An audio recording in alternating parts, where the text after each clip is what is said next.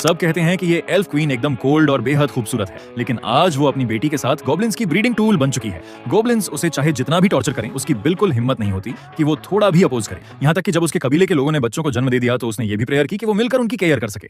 और इस सब के पीछे का मास्टरमाइंड एक्चुअली मेन कैरेक्टर लिन तियान है। असल में ये एक पावरफुल मॉन्स्टर्स से भरी हुई गॉड क्रिएटेड वर्ल्ड है, जहां इंसानों ने भी अपने लिए एक जगह बना ली है, लेकिन main character accidentally time travel करके सबसे गंदे और कमजोर गोब्लिन में बदल गया। टाइम ट्रैवलर्स को मिलने वाला सिस्टम भी काफी टाइम से एक्टिवेट नहीं हो रहा था। मैं अच्छी तरह जानता हूं कि इस कॉन्टिनेंट पर सर्वाइव करने के लिए स्ट्रांग बनना पड़ेगा, और गोब्लिन के स्ट्रांग होने का इकलौता तरीका दूसरी फीमेल्स के साथ इंटीमेट होना है, लेकिन उनके ग्रुप में कोई फीमेल गोब्लिन थी ही नहीं। इसलिए गोब्लिन्स को रिप्रोडक्शन के लिए दूसरे रेसेस की फीमेल्स को किडनैप करना पड़ता था। और इस वक्त एक किडनैप की हुई ह्यूमन गर्ल मेरे सामने थी, जिसके साथ इंटीमेट होकर मैं अपनी एबिलिटी को इंक्रीज कर सकता था। लेकिन पहले इंसान होने के नाते मैं खुद को ऐसा घिनौना काम करने की परमिशन बिल्कुल नहीं दे सकता था। उस लड़की को गोब्लिन्स की भीड़ के जरिए जमीन पर गिराए जाते देख मैं बिना अपनी जान की परवाह किए उसके सामने ढाल बनकर खड़ा हो गया। मेरी इस जानलेवा बहादुरी ने उस लड़की के दिल में मेरे लिए एक रिस्पेक्ट पैदा कर दी। उसे लगा कि मैं कोई आम गोब्लिन नहीं हूं जो सिर्फ इंटीमेट होने का सोचता है।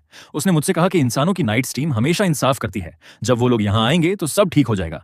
वो उन्हें मनाएगी कि मुझे इंसानों के विलेज में रहने के लिए ले जाए। ये सुनकर मेरे दिल में एक होप जगी, क्योंकि मेरी प्रेजेंट पावर बहुत कम थी। नाइट्स टीम के आने तक अगर मैं सर्वाइव कर गया तो मुझे इंसानों का प्रोटेक्शन मिल जाएगा और मैं जिंदा रह सकूंगा। तब मेरे पास सिस्टम को समझने के लिए इनफ टाइम होगा। तभी केव के बाहर से अचानक कदमों की आवाज आई। ये देखकर मैंने तुरंत उस लड़की को कहीं छिप जाने के लिए कहा। एक रेड आइड गोब्लिन पागलों की तरह भागता हुआ आया और बोला, इंसान जल्दी मेरे साथ इंटीमेट हो, स्ट्रांग बनकर ही मैं मरने से बचूंगा। लेकिन उसकी बात खत्म होते ही मैंने अपनी नाइफ से उसका गला काट दिया। फिर मैंने पीछे मुड़कर उस लड़की से कहा, ऐसा लगता है कि इंसान तुम्हें बचाने आ गए हैं। ये सुनते ही वो लड़की एक्साइटेड हो गई और केव से बाहर भागने लगी। बाहर उसने देखा कि आर्मर पहने एक आदमी सबको बेरहमी से मार रहा है। उसका स्टेटस पैनल देखकर मैं हैरान रह गया। उसकी तीनों बेसिक प्रॉपर्टीज हम गोब्लिन्स से 10 गुना ज्यादा थी। टाइम ट्रैवल के बाद मैंने पहली बार इतनी हाई वैल्यू देखी थी। क्या वो सच में एक इंसान था? तभी वो लड़की खुश होकर आगे बढ़ी और बोली, कैप्टन सर मैं यहाँ हूँ। लेकिन उसका वेलकम एक ठंडी तलवार से हुआ। क्रिटिकल मोमेंट पर मैंने तुरंत लड़की की तरफ जंप किया। तब कहीं जाकर वो इस अटैक से बच पाई। जब मैं सोच ही रहा था कि ये आदमी इस लड़की पर अटैक क्यों कर रहा है, तब लोडेल गुस्से में तलवार लेकर आगे आया और बोला, शर्म की बात है, एक मामूली गोब्लिन ने मेरा अटैक बचा लिया। ये सुनकर लड़की ने जल्दी से एक्सप्लेन किया, कैप्टन मैं कैलिया हूँ, क्या आप मुझे नहीं पहचानते? लेकिन लोडेल ने हंसते हुए कहा, मैं जानता हूँ तुम कैलिया हो, लेकिन तुम गोब्लिन्स के जरिए गंदी की जा चुकी हो। शायद तुम्हारे पेट में उनका बच्चा भी हो। ऐसी चीप लड़की मेरे लायक नहीं है। ये सुनकर कैलिया रोते हुए बताने लगी कि उसके साथ कुछ गलत नहीं हुआ है।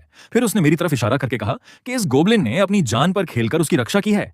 लेकिन लोडेल ने उसकी बात पर यकीन करने के बजाय फिर से अपनी बड़ी तलवार उठा ली। क्या तुम मुझे बेवकूफ समझती हो? स्टोरी बनानी है तो कोई ढंग की बनाओ, इन घटिया क्रिएचर्स के साथ तुम भी मरो। ये सीन देखकर मैंने तुरंत कैलिया को धक्का दिया, भागो वहां एग्जिट है, जल्दी यहां से निकलो। ये कहकर मैंने लकड़ी की स्टिक उठाई और लोडेल का सामना करने बढ़ गया। लेकिन जैसे ही उसकी बड़ी तलवार मेरी गर्दन काटने वाली थी, एक गोल्डन प्रोटेक्टिव शील्ड ने मुझे कवर कर लिया। तभी पीछे से एक सॉफ्ट और डीप आवाज आई। ये गोब्लिन कुछ अजीब लग रहा है। एक व्हाइट गाउन पहनी लेडी धीरे धीरे आगे आई। उसे देखकर कैलिया को एक होप दिखी। वो रेंगते हुए चिल्लाई, सेंट लेडी प्लीज मुझे बचाइए। सेंट लेडी ने उसे सहारा देकर साइड में खड़े लोडेल को सौंप दिया। फिर अपनी स्टिक मेरे ऊपर रखकर पूछा कि क्या मैं इंसानों की लैंग्वेज समझ सकता हूँ। मैं जानता था कि सामने खड़ी लेडी चर्च की रिप्रेजेंटेटिव इवरिया है। यहाँ से जिंदा निकलने के लिए शायद वही मेरी इकलौती होप थी। इसलिए मैंने उसे लाउडली कहा, मैं तुम्हारी बातें समझ सकता हूँ, तुम वही सेंट लेडी हो ना? मैं एक्चुअली इस वर्ल्ड का मॉन्स्टर नहीं हूँ। मैं पहले एक इंसान था, बस एक एक्सीडेंट की वजह से ऐसा बन गया। मैं तुम्हारे साथ चलकर सब एक्सप्लेन कर सकता हूँ। ये सुनकर इवरिया हंसने लगी। इतना स्मार्ट गोब्लिन सच में रेयर है, ये जरूर गॉड का गिफ्ट है। फिर उसने स्माइल करते हुए कैलिया की तरफ देखा। क्या इस गोब्लिन ने सच में तुम्हें कोई हार्म नहीं पहुंचाया? पॉजिटिव रिप्लाई मिलने के बाद इवरिया ने डिसाइड किया कि वो मुझे अपने साथ ले जाएगी और रिसर्च करने के बाद डिसीजन लेगी। ये सुनकर मैं खुश हो गया और प्रॉमिस किया कि मैं उसका ये फेवर जरूर चुकाऊंगा। लेकिन तभी इवरिया ने एक मिस्टीरियस स्माइल दी, तो तुम्हें मेरा फेवर अच्छे से चुकाना होगा। उसकी बात खत्म होते ही पीछे से लोडेल ने सीधे तलवार चला दी। बाहर से होली दिखने वाली सेंट लेडी अंदर से एक बेहद बदसूरत और सनकी इंसान थी। वो मेरी तरफ देखकर अजीब तरीके से हंसने लगी। वापस चलकर तुम्हें मुझे अच्छे से थैंक्स कहना होगा। अगले एक वीक तक उसने पहले मुझे दीवारों पर कीलों से ठोक दिया, तरह तरह से टॉर्चर करके मेरी बॉडी को पूरी तरह डैमेज कर दिया और फिर मेरी एक आंख और एक कान निकाल दिया। लेकिन फिर भी उसकी सनक शांत नहीं हुई। वो मुझ पर हंसते हुए बोली, ऑक्सीजन कम होने पर भी तुम नहीं मरे। तुम गोब्लिन्स की लाइफ पावर सच में बहुत स्ट्रांग है, तभी तो चर्च गोब्लिन्स को इस कॉन्टिनेंट से खत्म नहीं कर पा रहा है। फिर उसने एक नई बनाई हुई पॉइजनस मेडिसिन मेरी बॉडी में इंजेक्ट कर दी। इस बार देखते हैं कि पॉइजन का तुम पर क्या इफेक्ट होता है। इस पर मैंने गुस्से में चिल्लाकर कहा, क्या यही तुम्हारी नाइट्स टीम का जस्टिस है? तुमने अपने ही लोगों को मार डाला, तुम एक घटिया औरत हो। अगले ही मोमेंट एक लकड़ी की स्टिक मेरे मुंह में डाल दी गई। अजीब बात है, तुम्हारे जैसे कमजोर कचरे की ये हिम्मत कि हमारे जस्टिस पर सवाल उठाए। कैलिया को तुमने ही पकड़ा था, तुम्हारी साइड लेना कबीले और इंसानों से गद्दारी थी, उसकी मौत उसकी वफादारी थी। और तुम गोब्लिन्स तो इस कॉन्टिनेंट के कीड़े हो। मेरा तुमसे बात करना ही तुम्हारे लिए बहुत बड़ा गिफ्ट है। थैंकफुल रहो कि तुम्हारी ये गंदी बॉडी हमारे एक्सपेरिमेंट के काम आ रही है। इवरिया के हाथ हिलाते ही चारों तरफ एक फायर स्टॉर्म आ गया और मेरे पैरों के नीचे एक फायर सर्कल बन गया। उस हाई टेम्परेचर की वजह से मैं दर्द से चिल्लाने लगा। मरते वक्त मुझे इस दौरान मिले सारे टॉर्चर याद आए और मेरे अंदर एक कभी ना खत्म होने वाला गुस्सा भर गया। अगर मुझे एक और चांस मिला तो मैं कभी इंसानों पर भरोसा नहीं करूंगा। मैं उनकी हड्डियां चबा जाऊंगा और उनका खून पी जाऊंगा। लेकिन जब मैंने फिर से आंखें खोली तो खुद को एक स्पेशल स्पेस में पाया। उसी समय एक सिस्टम पैनल पॉपअप हुआ। Goblin life simulation system open हो चुका है। क्या आप फिर से स्टार्ट करना चाहते हैं? ये देखकर मैं खुश हो गया कि ये सिस्टम मरने के बाद एक्टिवेट होता है। लेकिन अगर मैं रिस्टार्ट भी करूं तो भी मैं इस कॉन्टिनेंट का सबसे लो लेवल मॉन्स्टर गोब्लिन ही रहूंगा। मैंने सिस्टम से पूछा कि यस और नो का क्या मतलब है। सिस्टम ने बताया कि नो सिलेक्ट करने पर मैं हमेशा के लिए मर जाऊंगा और यस सिलेक्ट करने पर पुरानी मेमोरीज के साथ एक वीक पहले के टाइम में लौट जाऊंगा। ये सुनकर मैं अपनी एक्साइटमेंट रोक नहीं पाया। ये रिवेंज लेने का एक बेहतरीन चांस था। लोडेल और इवरिया, तुमने मुझे जो दर्द दिया है मैं उसे 1000 गुना करके तुम्हें लौटाऊंगा। मैंने बिना किसी हेजिटेशन के कंफर्म बटन दबा दिया। अगले ही पल मेरी सोल लाइट्स बनकर गायब हो गई। जब आंख खुली तो मैं वापस गोब्लिन केव में था और मेरी सारी प्रॉपर्टीज सिस्टम के जरिए एक स्टेप आगे बढ़ चुकी थी। तभी सिस्टम का एक और नोटिफिकेशन आया, होस्ट भले ही रिबॉर्न हो चुका है लेकिन क्राइसिस अभी खत्म नहीं हुआ है। अगर इंसानों की नाइट्स टीम ने आपको फिर से मार दिया तो सिस्टम आपको दोबारा अलाइव नहीं कर पाएगा। ये देखकर मैं अलर्ट हो गया और तुरंत सिस्टम से उसकी दूसरी एबिलिटीज के बारे में पूछा। सामने एक नया पैनल आया जिस पर लिखा था कि यह सिस्टम होस्ट की लाइफ को सिमुलेट कर सकता है और अलग अलग चॉइस के बेसिस पर अलग अलग रिजल्ट्स मिलेंगे। हर सिमुलेशन के बीच 24 घंटे का गैप होगा और सिमुलेशन खत्म होने पर आइटम्स एक्सचेंज करने के लिए पॉइंट्स मिलेंगे। ये देखकर मेरा कॉन्फिडेंस बढ़ गया क्योंकि इसका मतलब था कि मुझे फ्यूचर देखने का एक चांस मिल गया है। मैंने तुरंत लाइफ सिमुलेशन सिस्टम को स्टार्ट कर दिया। पैनल से पता चला कि इस बार के प्लॉट का नाम गोब्लिन केव से एस्केप था और 3 ऑप्शंस दिए गए थे। पहला, अपने कबीले के गोब्लिन्स को अलर्ट करके लोडेल के खिलाफ एकजुट करना। दूसरा, बाकी गोब्लिन्स को छोड़कर अकेले भाग जाना। तीसरा, केव में छिपकर प्रेयर करना कि कोई देख ना पाए। भले ही 3 ऑप्शंस थे लेकिन मैं श्योर था कि अगर पूरे केव के गोब्लिन्स भी मिल जाएं तो भी वो लोडेल का मुकाबला नहीं कर सकते। जिंदा रहने का एक ही तरीका था, यहां से भाग जाना। लेकिन उन 10 पॉइंट्स के लिए मैंने पहले ऑप्शन के साथ सिमुलेशन किया ताकि शायद उन पॉइंट्स से कोई वेपन लेकर अपनी पावर बढ़ा सकूं। रिजल्ट वही आया जो मैंने सोचा था। पूरे केव के गोब्लिन्स लोडेल के हाथों मारे गए। यहां तक कि सिस्टम ने मुझे यह भी एडवाइस दी कि कोई भी डिसीजन लेने से पहले अपनी औकात देख लेनी चाहिए। लेकिन अच्छी बात यह थी कि सिमुलेशन से मिले पॉइंट्स मुझे मिल गए। मैंने सिस्टम शॉप खोलकर वेपन सर्च किया लेकिन ज्यादातर वेपन्स के लिए सैकड़ों हजारों पॉइंट्स चाहिए थे और मेरे पास सिर्फ एक नॉर्मल छोटी नाइफ खरीदने के पॉइंट्स थे। पर फिर भी ये वेपन गोब्लिन्स के वेपन से 100 गुना बेहतर था। अगर सही जगह वॉर किया जाए तो एक ही बार में काम तमाम हो सकता था। फिर मैंने सिस्टम से पूछा कि अगर मैं रिबॉर्न हो चुका हूं तो कैलिया यहाँ क्यों नहीं दिख रही है। सिस्टम ने एक्सप्लेन किया कि होस्ट के रिबॉर्न होने की वजह से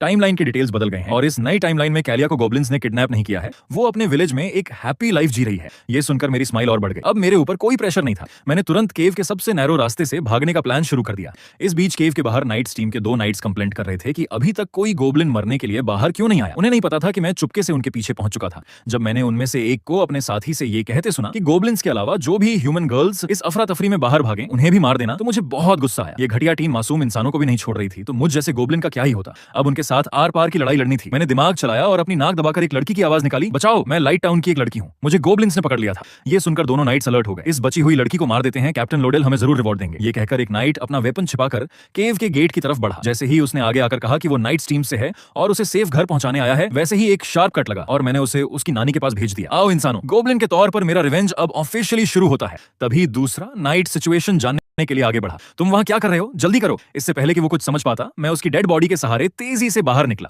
एक तेज आवाज के साथ उस नाइट की बॉडी पर एक गहरा घाव हो गया। भले ही उसे समझ नहीं आ रहा था कि एक गोब्लिन के पास इतना अच्छा वेपन कहां से आया, लेकिन उसे अपनी जान बचानी थी। वो तुरंत घुटनों के बल बैठ गया और मुझसे लाइफ की भीख मांगने लगा। यहां तक कि उसने अपनी फैमिली फोटो भी दिखाई और कहा कि सब उसका वेट कर रहे हैं। तुम इतने स्मार्ट हो, समझ सकते हो ना, मैं तो बस ऑर्डर्स फॉलो कर रहा था। अगर तुम मुझे छोड़ दोगे तो मैं तुम्हें गोल्ड कॉइंस का एक बैग दूंगा और एक फ्रेश ह्यूमन गर्ल भी लाकर दूंगा। लेकिन जहां एक तरफ वो मुंह से भीख मांग रहा था, वहीं उसका हाथ चुपके से पीछे छिपी नाइफ की तरफ बढ़ रहा था। जैसे ही उसे लगा कि मैं सोच में पड़ गया हूं, वो गुस्से में चाकू लेकर मुझ पर झपटा, लेकिन अगले ही पल मैंने उसकी गर्दन काट दी। पिछली लाइफ में मैंने जो टॉर्चर झेला था, उसके बाद मैं इंसानों की इस टीम की बकवास पर कैसे भरोसा कर सकता था। इससे पहले कि मैं राहत की सांस लेता, पास के जंगल से लड़ाई की आवाजें आने लगीं।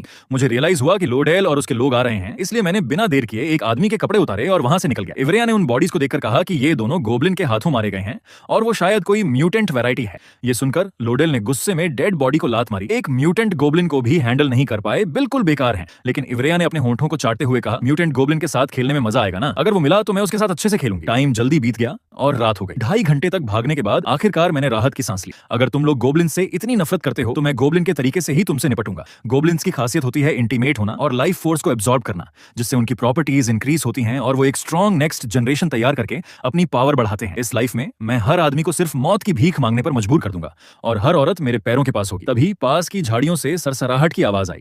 मुझे लगा कि लोडेल के लोग आ गए हैं, लेकिन जब मैं चाकू लेकर आगे बढ़ा तो देखा कि सामने एक फीमेल गोब्लिन थी। ये देखकर मुझे बहुत शौक लगा, क्योंकि मेरी नॉलेज के हिसाब से गोब्लिन्स सिर्फ मेल होते हैं, इसीलिए वो रिप्रोडक्शन के लिए दूसरे क्रिएचर्स को किडनैप करते हैं। तभी सिस्टम का नोटिफिकेशन आया कि इसके साथ इंटीमेट होने पर गोब्लिन गॉड की बॉडी मिल सकती है। ये देखकर मैं खुश हुआ और उसके पास गया। मुझे इस तरह देखते देखकर वो फीमेल गोब्लिन डर गई और रोते हुए बोली कि लीडर ने उसे पानी लाने भेजा था, अगर वो पानी नहीं ले गई तो लीडर उसे बहुत मारेगा। ये सुनकर मैंने उसके कंधे पर हाथ रखा और तसल्ली दी। जब उसने मुझसे पूछा कि तुम इतने अच्छे क्यों हो, तो उसने मेरा हाथ पकड़ लिया। तुम बहुत अच्छे हो, बाकी गोब्लिन्स तो सिर्फ मुझे मारते पीटते हैं, पहली बार किसी ने मेरी केयर की है। अगर तुम्हारे पास रहने की जगह नहीं है तो मेरे साथ मेरे कबीले चलो। कबीले का नाम सुनते ही मैं एक्साइटेड हो गया और उसके कंधे पकड़ लिए, क्योंकि अभी श्योर नहीं था कि लोडेल और उसके लोग पीछे आ रहे हैं या नहीं। सबसे पहले एक सेफ जगह ढूंढना जरूरी था। वहां सेटल होने के बाद इसके साथ इंटीमेट होना सही रहता और साथ ही मुझे फॉलोअर्स भी मिल जाते। ये तो डबल बेनिफिट था। लेकिन क्योंकि मैंने इंसानों के कपड़े पहने थे, जैसे ही मैं कबीले के एरिया में गया, बाकी गोब्लिन्स ने वेपन्स उठा लिए। ये अजीब बंदा लीडर से मिलना चाहता है। लीडर क्या ऐरा गहरा है, जो कोई भी मिल लेगा, पहले इसे पकड़ो। उस फीमेल गोब्लिन ने मुझे अपने पीछे छिपा लिया। तभी एक भारी आवाज आई, क्या शोर मचा रखा है, सब यहाँ क्यों इकट्ठा हो।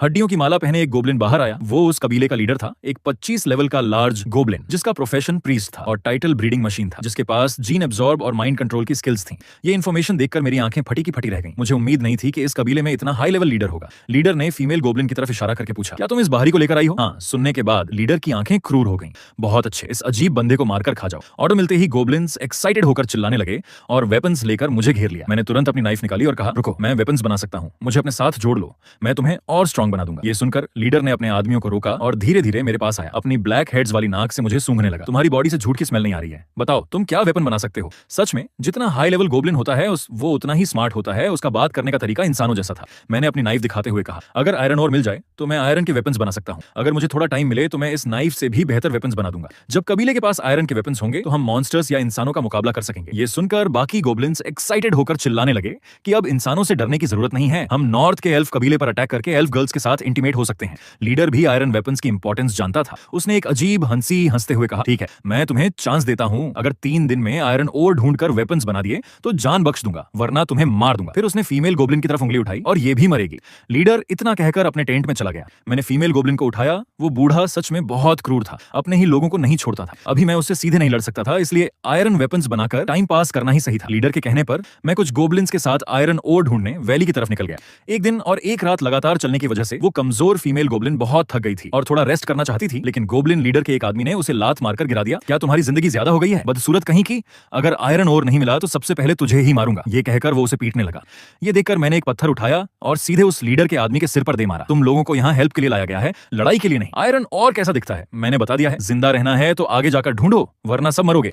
मेरा वेपन देखकर बाकी गोब्लिन्स डर गए। इसके पास आयरन वेपन है, ये हमें मार देगा, चलो जल्दी। अगर आयरन और मिल गया तो लीडर इसे नहीं छोड़ेगा। मैं भी अच्छी तरह जानता था कि वेपन्स बनाने के बाद भी मुझे कबीले से निकाल दिया जाएगा या मार दिया जाएगा। मरना तो तय था, इसलिए अब अपनी पावर बढ़ाने के बारे में सोचना था। मुझे उस फीमेल गोब्लिन के सिस्टम पैनल की बात याद आई कि उसके साथ इंटीमेट होकर गोब्लिन गॉड बना जा सकता है। मैं उसके पास गया और प्यार से उसके आंसू पूछे, क्या तुम मेरे साथ रहोगी? अगर तुम मेरी पार्टनर बनती हो तो मैं हमेशा तुम्हारी रक्षा करूंगा, तुम्हें अच्छा खाना और रहने के लिए गर्म जगह दूंगा, कोई तुम्हें परेशान नहीं कर पाएगा। ये सुनकर उसने थोड़ा हैरान होकर पूछा, तो तुम्हें स्ट्रांग बनाने के लिए मुझे क्या करना होगा? मैंने धीरे से उसके पास जाकर उसे देखा। बस तुम्हें मेरी वाइफ बनना होगा, इससे मैं स्ट्रांग हो जाऊंगा। उसका चेहरा एकदम रेड हो गया। ठीक है, मैं रेडी हूं। ये कहते ही मैंने उसे किस कर लिया। लगभग 2.5 मिनट बाद सिस्टम का नोटिफिकेशन आया, होस्ट के फ्यूचर में इस फीमेल गोब्लिन से 7 बच्चे होंगे। लेवल की लिमिट इंक्रीज हो गई है। एबिलिटी इंक्रीज की वजह से अटैक +9, हेल्थ +400, डिफेंस +10। पहले मेरी लेवल लिमिट सिर्फ 10 थी, लेकिन अब ये 100 से भी ऊपर जा सकती थी। फिर मैंने जमीन से कपड़ा उठाकर उस फीमेल गोब्लिन को पहनाया। आज से तुम मेरी हो, मैं लाइफ टाइम तुम्हारी केयर करूंगा। तभी एक चीख सुनाई दी। एक गोब्लिन आयरन ओर लेकर भाग रहा था और उसके पीछे एक खतरनाक मॉन्स्टर वुल्फ पड़ा था। मैंने तुरंत नाइफ निकाली और फीमेल गोब्लिन को वहीं रुकने को कहा। जैसे ही वो गोब्लिन उस वुल्फ का शिकार होने वाला था, मैंने जंप किया और अपनी नाइफ सीधे वुल्फ के सिर में घुसा दी। थोड़ी देर तड़पने के बाद वुल्फ मर गया। मैंने उस गोब्लिन से कहा, अच्छा काम किया, आयरन और मुझे दो। उसने डरते डरते और मेरे सामने रख दिया। मैंने उसे देखकर स्माइल की। इस क्वालिटी के कुछ और ओर्स ढूंढो, वापस चलकर सबके लिए वेपन्स बनाएंगे। अगले दिन सुबह मैंने उस आयरन ओर से एक शार्प आयरन स्पीयर बना लिया। मैंने उसे चलाकर देखा तो उसने वुल्फ की बॉडी को आसानी से चीर दिया। बाकी गोब्लिन्स ये देखकर खुशी से चिल्लाने लगे कि अब पूरे कबीले की पावर बढ़ जाएगी। फिर हम एल्फ कबीले पर अटैक करके एल्फ गर्ल्स के साथ मजे करेंगे। मैंने उस स्पीयर को ऊपर उठाया। क्या तुम्हें ये वेपन चाहिए? क्या तुम्हें एल्फ वाइफ चाहिए? बाकी गोब्लिन्स को चीयर करते देख लीडर का चेहरा उतर गया। वो कबीले में अपनी रिस्पेक्ट कम नहीं होने दे सकता था। उसने अपनी स्टिक जमीन पर मारी। तुमने झूठ नहीं बोला, सच में आयरन वेपन बना दिया, लेकिन यहाँ रहने के लिए इतना काफी नहीं है। तुम्हें 2 दिन में ऐसे 50 वेपन्स बनाने होंगे। ये कहकर वो चला गया। लीडर की बात सुनकर बाकी गोब्लिन्स भी शांत हो गए। लीडर तो इंसानों जैसा ही क्रूर हो गया, लेकिन मेरे चेहरे पर एक छिपी हुई स्माइल थी। मुझे यही रिएक्शन चाहिए था। 2 दिन बाद बिना सोए मैंने 50 वेपन्स रेडी कर दिए। सब गोब्लिन्स मेरे चारों तरफ इकट्ठा होकर सेलिब्रेट करने लगे। अब कबीले में मेरी रिस्पेक्ट लीडर से कहीं ज्यादा हो चुकी थी। लेकिन इस बार लीडर ने अजीब तरीके से स्माइल की। तुमने कर दिखाया, बहुत अच्छे। आज रात सब मीट खाएंगे और लिन त्यान के आने का जश्न मनाएंगे। बाद में फीमेल गोब्लिन ने मुझे एक रोस्टेड वाइल्ड पिग लाकर दिया और कहा कि ये लीडर ने स्पेशल मेरे लिए रखा है। मैंने उसे लेकर खाना शुरू कर दिया, लेकिन 2.5 मिनट भी नहीं हुए थे कि मेरी आंखें फटी की फटी रह गईं। मुझे बहुत दर्द होने लगा और मैं जमीन पर गिरकर तड़पने लगा। तभी लीडर अपनी स्टिक लेकर हंसता हुआ आया। हाँ, कितने बेवकूफ हो, तुम्हें क्या लगा कि तुम बहुत स्मार्ट हो? बाहरी बंदे, मुझे तुम्हारी चालाकी पहले ही दिख गई थी। मेरे खिलाफ जाने वाले का यही हश्र होता है।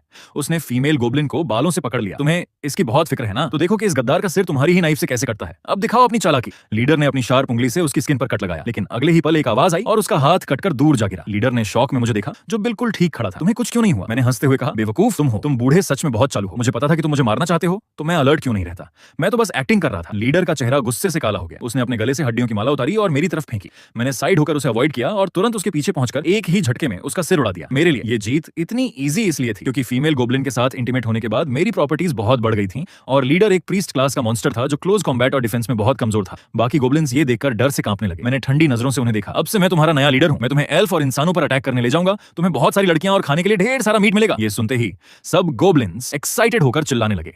फिर मैंने लीडर की बॉडी की तरफ इशारा किया, ये अब तुम्हारा खाना है। सब गोब्लिन्स उस पर टूट पड़े और मैं बस देखता रहा। कबीले पर कब्जा तो सिर्फ शुरुआत थी, अब मुझे अपनी पावर बढ़ाने के लिए एल्फ कबीले को यूज करना था। लेकिन मुझे नहीं पता था कि ये सब छिपकर एल्फ प्रिंसेस कसान्ना देख रही थी। सिचुएशन को भांप कर कबीले की तरफ भागी और रूम का गेट खोला, लेकिन सामने का सीन देखकर उसका चेहरा लाल हो गया। गोल्डन बालों वाली एल्फ क्वीन बेड पर लेटी थी और कुछ मेल एल्फ्स उसकी सेवा कर रहे थे। ये देखकर कसान्ना ने नजरें झुका ली और सॉरी बोलकर जाने लगी, लेकिन एल्फ क्वीन ने उसे प्यार से रोका। रुको बेटा, तुम इतनी जल्दी में क्यों हो? कोई इंपॉर्टेंट बात है क्या? कसान्ना ने खुद को संभाला और गोब्लिन्स की एक्टिविटीज के बारे में बताया। आज सुबह मैंने फॉरेस्ट में एक डेड ब्लैक बियर देखा जिसके चारों तरफ गोब्लिन्स के फुटप्रिंट्स थे। ब्लैक बियर इस फॉरेस्ट का सबसे स्ट्रॉन्ग एनिमल है, गोब्लिन्स उसे नहीं मार सकते। और कुछ दिन पहले मैंने देखा कि कबीले के पुराने लीडर को एक नए और कमजोर गोब्लिन ने मार दिया। ये सब उसी की वजह से हो रहा है। लेकिन एल्फ क्वीन के चेहरे पर कोई डर नहीं था, बल्कि उसने मजाक उड़ाते हुए कहा, नया लीडर, लगता है फॉरेस्ट में गोब्लिन्स की पॉपुलेशन फिर से बढ़ गई है। कसान्ना, तुम कल कुछ लोगों को ले जाकर उन्हें साफ कर देना, लेकिन सबको मत मारना क्योंकि गोब्लिन का हार्ट हमारे मेल एल्फ्स के लिए एक अच्छी मेडिसिन है। और आज रात यहीं रुक जाओ, तुम्हें एक मेल एल्फ गिफ्ट करूं क्या? कसान्ना ने शर्माते हुए मना किया। मदर, मुझे आज रात फिर से चेक करने जाना है, कुछ होगा तो बताऊंगी। और वो चली गई। दूसरी तरफ एक गोब्लिन मुझे एल्फ कबीले की रिपोर्ट दे रहा था। लीडर, ये एक स्टिक एक ट्री हाउस को रिप्रेजेंट करती है। वहां लगभग 30 ट्री हाउस हैं जो बहुत ऊंचे हैं। मैंने उसे शाबाशी दी, अच्छा काम किया। एल्फ कबीले को हराने के बाद तुम्हें 2 एल्फ गर्ल्स गिफ्ट करूंगा। वो गोब्लिन लार टपकाते हुए खुश हो गया। ठीक है लीडर, मैं सबको वेपन्स रेडी करने के लिए बोलता हूं। मैं आगे का प्लान सोचने लगा। 30 ट्री हाउस यानी एवरेज 2 के हिसाब से 60 एल्फ्स और माइनिंग एरिया के 10 मिलाकर लगभग 70 एल्फ्स थे और हर एल्फ की पावर करीब 200 थी। जब से मैंने पुराने लीडर को मारा था, मैंने कबीले से माइनिंग करवाई, वेपन्स बनवाए और मॉन्स्टर्स को मारकर लेवल अप किया। गोब्लिन्स की एब्जॉर्ब स्किल की वजह से कबीले के पास कई स्किल्स आ गई थी और उनका लेवल भी बढ़ गया था। अब हर गोब्लिन की पावर करीब 250 थी, जो एल्फ्स से ज्यादा थी। लेकिन सेफ रहने के लिए एक अच्छा प्लान जरूरी था क्योंकि हम उनके एरिया में अटैक करने वाले थे। मैंने सिस्टम से एक बार सिमुलेशन रन किया। गोब्लिन लाइफ सिमुलेशन स्टार्ट हो चुका है। करंट प्लॉट, अटैक की रात। मैं गोब्लिन्स की आर्मी लेकर एल्फ कबीले पर अटैक करने गया। मुझे पूरा भरोसा था कि हम जीतेंगे, लेकिन एल्फ्स ने पहले से ही जाल बिछा रखा था और हमारी आर्मी को तीर से मार दिया और मुझे पकड़कर फॉरेस्ट में लटका दिया गया। ये रिजल्ट देखकर मैं हंस पड़ा। सब उनके कंट्रोल में था। मुझे समझ आया कि कोई हमारे कबीले पर नजर रख रहा है। मैंने अपनी स्किल्स यूज की। गोब्लिन्स की सुनने और सूंघने की पावर बहुत तेज होती है। ध्यान लगाने पर मुझे कुछ सुराग मिले। झाड़ियों में छिपी कसान्ना को रियलाइज हुआ कि वो पकड़ी जा चुकी है। उसने सोचा कि ये कबीला कितना बदल गया है और ये हम पर अटैक करने वाले हैं। मुझे जल्दी सबको इन्फॉर्म करना होगा। लेकिन अगले ही पल पीछे से कई तीर आए और एक तीर सीधे उसकी बैक पर लगा। एक चीख के साथ बाकी एल्फ्स गिर गए। सिर्फ कसान्ना होश में थी, लेकिन उसकी बॉडी में पावर नहीं थी। मैं गोब्लिन्स के साथ उसके पास गया और उसकी चिन्ह पकड़ी। लगता है गोब्लिन का बॉडी फ्लूइड फीमेल्स को पैरालाइज कर देता है। इससे एल्फ्स के खिलाफ हमारी जीत पक्की है। कसान्ना गुस्से से कांपने लगी। तुम जैसे घटिया क्रिएचर की ये हिम्मत कि हमारी प्रिंसेस को किडनैप करो और हमारे कबीले पर अटैक करने की सोचो। अगर मेरी मदर की दया ना होती तो तुम लोग कब के मर चुके होते। अगर तुमने मुझे टच भी किया तो वो तुम्हें छोड़ेंगे नहीं। मैंने हंसते हुए कहा, दया, बहुत फनी बात है। तुम्हारे और मेरे आदमियों की बातों में बहुत डिफरेंस है। मेरे आदमी भले ही बेवकूफ हैं पर झूठ नहीं बोलते। तुम लोग गोब्लिन्स को खत्म कर सकते थे, पर फिर भी इतने गोब्लिन्स यहाँ रह रहे हैं तो इसके पीछे सिर्फ दया तो नहीं होगी। खैर, जो भी हो, आज रात मैं खुद आकर देख लूंगा। फिर मैंने गोब्लिन्स से कहा, इन मरे हुए एल्फ्स को खा जाओ और इनकी स्किल्स ले लो। और रही बात तुम्हारी, तो तुम अब मेरे बच्चे पैदा करोगी। कसान्ना डर से चिल्लाने लगी, नहीं ऐसा मत करो। 2.5 मिनट बाद सिस्टम का नोटिफिकेशन आया, congratulates, level limit +30, elf skills, stealth और नाइट विजन मिल गई हैं। दूसरी तरफ एल्फ कबीले में एल्फ क्वीन एक थके हुए मेल एल्फ के साथ लेटी थी और सोच रही थी कि पिछली बार और गोब्लिन्स पकड़ने चाहिए थे। उसने गार्ड से पूछा कि उसकी बेटी वापस आई या नहीं। गार्ड ने कहा कि वो अभी तक नहीं आई है, क्या हमें कुछ लोगों को भेजना चाहिए ताकि गोब्लिन्स को मारकर कबीले के वॉरियर्स का लेवल बढ़ाया जा सके। तभी रूम के बाहर से आवाज आई, तुम्हारी प्रिंसेस कसान्ना अब कभी वापस नहीं आएगी। ये कहते ही मैंने तेजी से कई तीर चलाए जिससे उस मेल एल्फ का सिर फट गया। ये देखकर एल्फ क्वीन हैरान रह गई और उसने एक तीर हाथ से पकड़ लिया।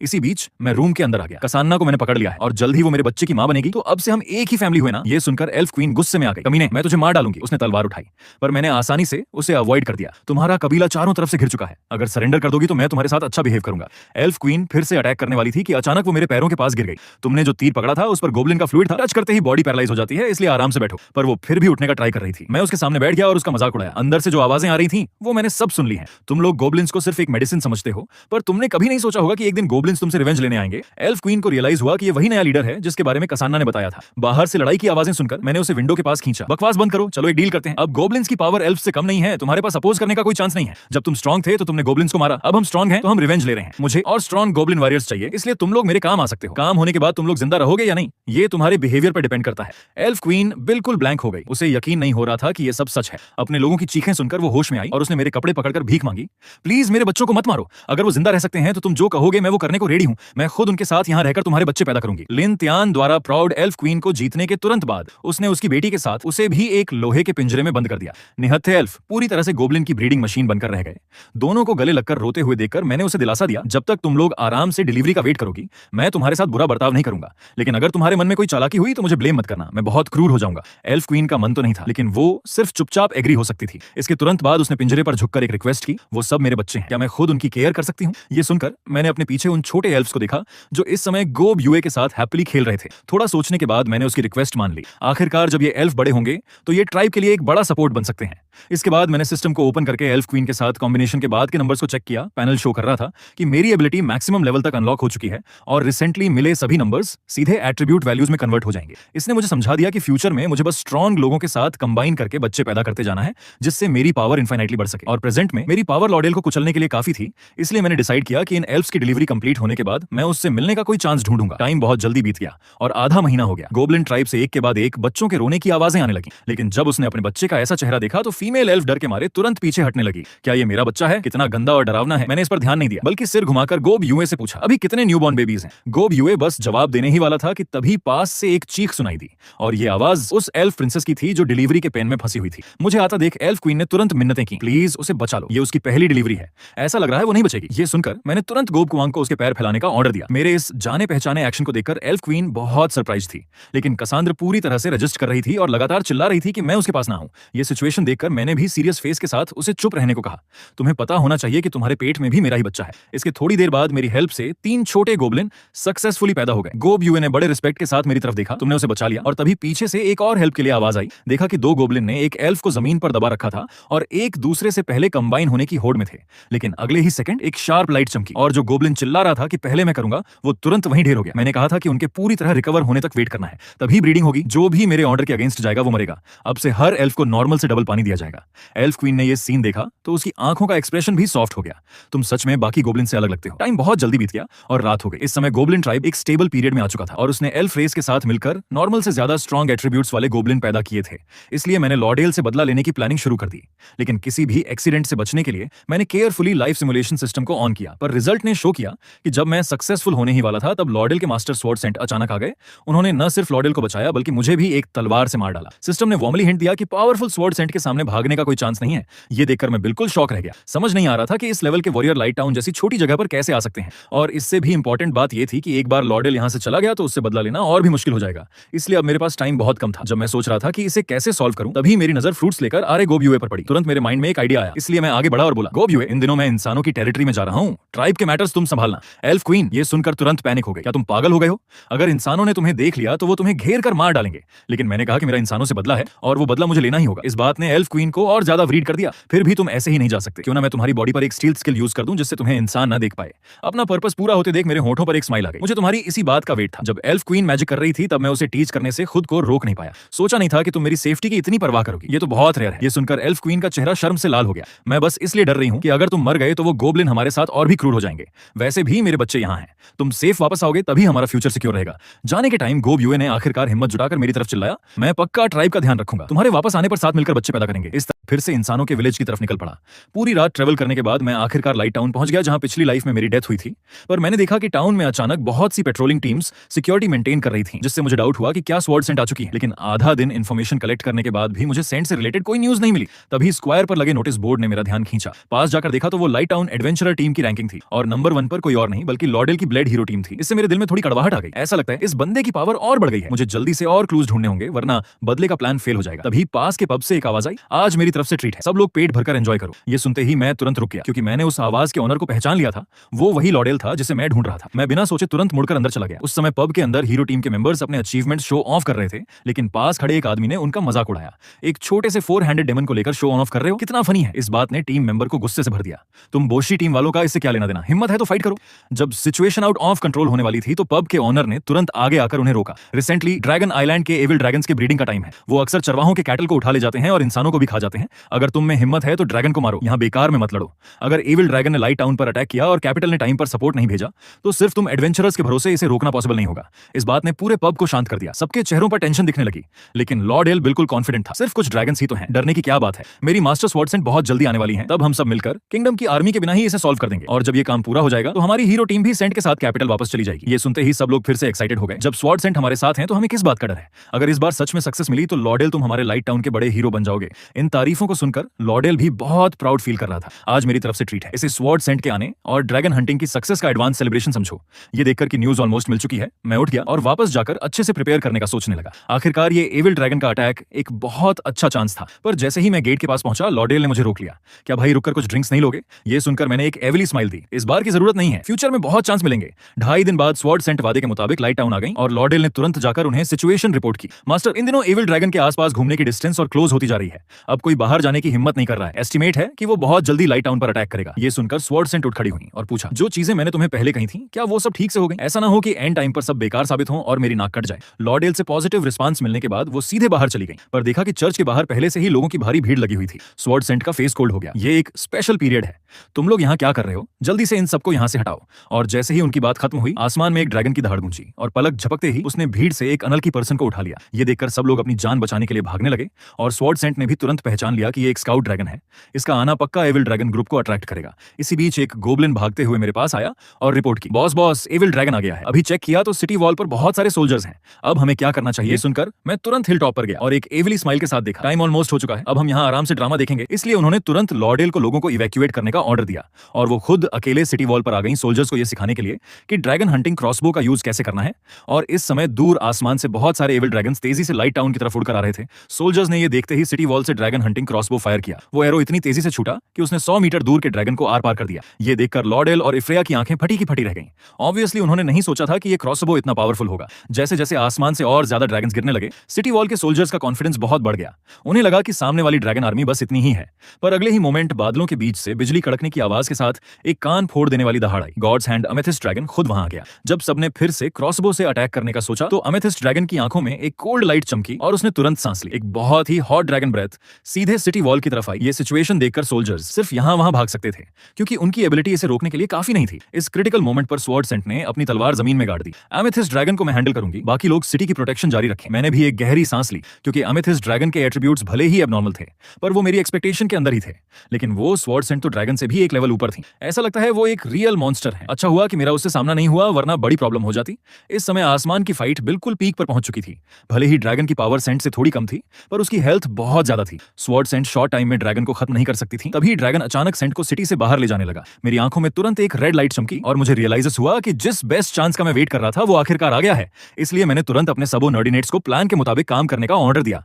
एक टीम क्योस क्रिएट करेगी और दूसरी टीम एम्बुश करेगी। ऑर्डर मिलते ही ट्राइब के लोगों के चेहरों पर क्रूर एक्सप्रेशंस आ गए।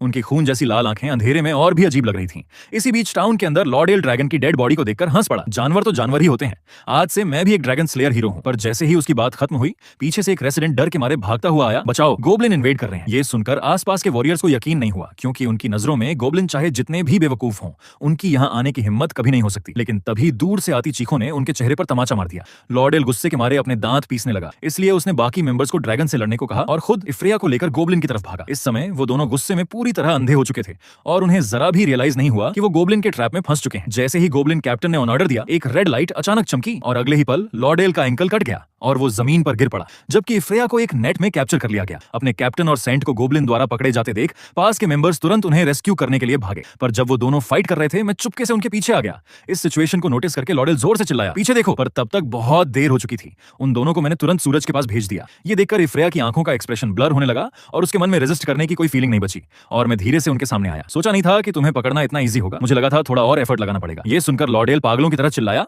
तुम गंदे गोब्लिन, मैं तुम सबको मार डालूंगा। पर इससे पहले कि वो अपनी बात पूरी करता मैंने उसे एक लात मारी। पहले सिचुएशन को अच्छे से देख लो फिर बात करना, ठीक है? इसके बाद मैंने बाकी गोब्लिन को ऑर्डर दिया, तुम इन दोनों को सीवर के रास्ते टाउन से बाहर ले जाओ, बाकी लोग मेरे साथ सिटी वॉल पर चलो और क्रॉसबो सोल्जर्स को खत्म करो। बहुत जल्दी टाउन के अंदर इंसानों की चीखें गूंजने लगी जिससे स्वॉर्डसेंट एक पल के लिए शॉक रह गई। उन्हें समझ नहीं आया कि गोब्लिन की इस टाइम पर मुझे रोकने की हिम्मत कैसे हुई। पर एमेथिस्ट ड्रैगन ने एक्साइटेड होकर कहा, ह्यूमन सेंट, ऐसा लगता है तुम लोग पहले से ही खुद को संभालने में बिजी हो। मैं एमेथिस्ट ड्रैगन को घूंसा मारते हुए आते देख स्वॉर्डसेंट की आंखों में एक क्रूर लाइट चमकी। इसके तुरंत बाद एक वर्टिकल स्लैश ड्रैगन की बॉडी को पार पार कर गया और ये उनकी super level sword skill iron rift थी। मैं भी देखना चाहती हूँ कि तुम्हारे इस ड्रैगन ब्लड में कितनी पावर बची है। जब स्वॉर्ड सेंट एक ही बार में ड्रैगन को पूरी तरह खत्म करने वाली थी, तभी पीछे टाउन से एक जोरदार ब्लास्ट की आवाज आई। अमेथिस्ट ड्रैगन ने ये देखकर एक गंदी स्माइल दी। ये गोब्लिन बिल्कुल सही टाइम पर आए हैं। इसके तुरंत बाद उसकी बॉडी फ्लैश हुई और वो चांस देखकर बैटलफील्ड से भाग गया। यहाँ तक कि जाते जाते एक लाइन छोड़ गया कि जब उसके घाव ठीक हो जाएंगे तो वो पक्का बदला लेने वापस आएगा। अमेथिस्ट ड्रैगन को जाते देख स्वॉर्ड सेंट की आंखों में एंडलेस किलिंग इंटेंट था। वेट करो, मैं देर सवेर ड्रैगन आइलैंड जाकर तुम पूरी ड्रैगन रेस का सफाया कर दूंगी। इसके बाद स्वॉर्ड सेंट टाउन में वापस आई और बचे हुए गोब्लिन को साफ करते हुए लॉर्डेल और उन बेवकूफों को गाली देने लगी कि उन्होंने ऐसे लो लेवल कचरे को टाउन में क्योस क्रिएट करने दिया। पर तभी जमीन पर गिरे एक सोल्जर ने उनकी तरफ चिल्लाकर कहा, सेंट, लॉर्डेल और इफ्रेया को गोब्लिन उठा ले गए हैं। ये सुनते ही स्वॉर्ड सेंट अब शांत नहीं रह सकी। उनकी नजर में लॉर्डेल की पावर भले ही बहुत स्ट्रांग ना हो, पर कुछ कमजोर गोब्लिन से डील करने के लिए वो काफी होनी चाहिए थी। लेकिन जब सोल्जर ने कहा कि इन गोब्लिन की पावर बड़े लोगों जैसी थी और लॉर्डेल बिना किसी रेजिस्टेंस के पिट गया, तो स्वॉर्ड सेंट ने तुरंत डेमन फॉरेस्ट के सभी गोब्लिन ट्राइब्स को खत्म करने का डिसीजन लिया ताकि उन दोनों को जल्दी से बचाया जा सके। पर तभी पास खड़ी एक लड़की ने उनका हाथ पकड़कर कहा, सेंट, प्लीज यहीं रुक जाइए। अगर वो ड्रैगन्स या गोब्लिन फिर से हम पर छुपकर अटैक करने आए तो हम क्या करेंगे? उसकी बात खत्म होते ही आसपास के विलेजर्स भी घुटनों के बल बैठकर प्रेयर करने लगे। सेंट, हम सब चर्च और एम्पायर के लोग हैं, प्लीज यहीं रुक जाइए। फायदे और नुकसान को सोचने के बाद स्वॉर्ड सेंट को अपना प्लान छोड़ना पड़ा। आखिरकार एक किडनैप्ड नाइट टीम के मेंबर को बचाने के कंपैरिजन में चर्च और एम्पायर के लोगों को प्रोटेक्ट करना ही उनकी ड्यूटी थी। लॉर्डेल, अगर ब्लेम करना है तो खुद के कमजोर होने को करो कि तुम एक गोब्लिन से भी डील नहीं कर पाए। अगली सुबह गोब्लिन ट्राइब से एक आवाज आई, बॉस ने 2 इंसानों को पकड़ा है। देखा कि इफ्रेया और लॉर्डेल को खींचकर ट्राइब के अंदर लाया जा रहा था। उन दोनों को किसी कोने में फेंकने के बाद लॉर्डेल ये सीन देखकर चिल्ला उठा, इन गोब्लिन ने तो एल्फ्स को भी कैद कर रखा है। दूसरी तरफ इफ्रेया जोर जोर से सांस लेते हुए एक्सप्लेन कर रही थी, इस ट्राइब में पक्का एक हीरो रेस गोब्लिन है। होश में आते ही लॉर्डेल ने उसकी पॉइजनिंग की सिचुएशन के बारे में पूछा। इफ्रेया ने कहा कि ये पॉइजन बहुत स्ट्रांग है, उसकी होली बॉडी को इसे न्यूट्रलाइज करने में थोड़ा टाइम लगेगा। लेकिन तभी मेरी आवाज उसके कान में गूंजी। सोचा नहीं था कि मेडिसिन का इफेक्ट इतनी जल्दी खत्म होने वाला है। इफ्रेया, तुम्हारी रिकवरी एबिलिटी सच में बहुत स्ट्रांग है। इसके बाद मैंने बिना कुछ कहे अपना हाथ उसकी थाई पर रख दिया, जिससे डरकर इफ्रेया चिल्लाई, तुम क्या करना चाहते हो? ये सुनकर मैंने कोल्ड स्माइल दी, तुम्हें बहुत जल्दी पता चल जाएगा। तभी एक आवाज आई और मेरी उंगली ने तुरंत उसकी स्किन को पियर्स कर दिया। इंटेंस पेन की वजह से वो अपनी चीखें नहीं रोक पाई। ये देखकर लॉर्डेल जोर से गाली देने लगा, तुम गंदी चीज, उसे जल्दी छोड़ो। पर अगले ही सेकंड गोब कुआंग ने उसके फेस पर एक जोरदार थप्पड़ मारा।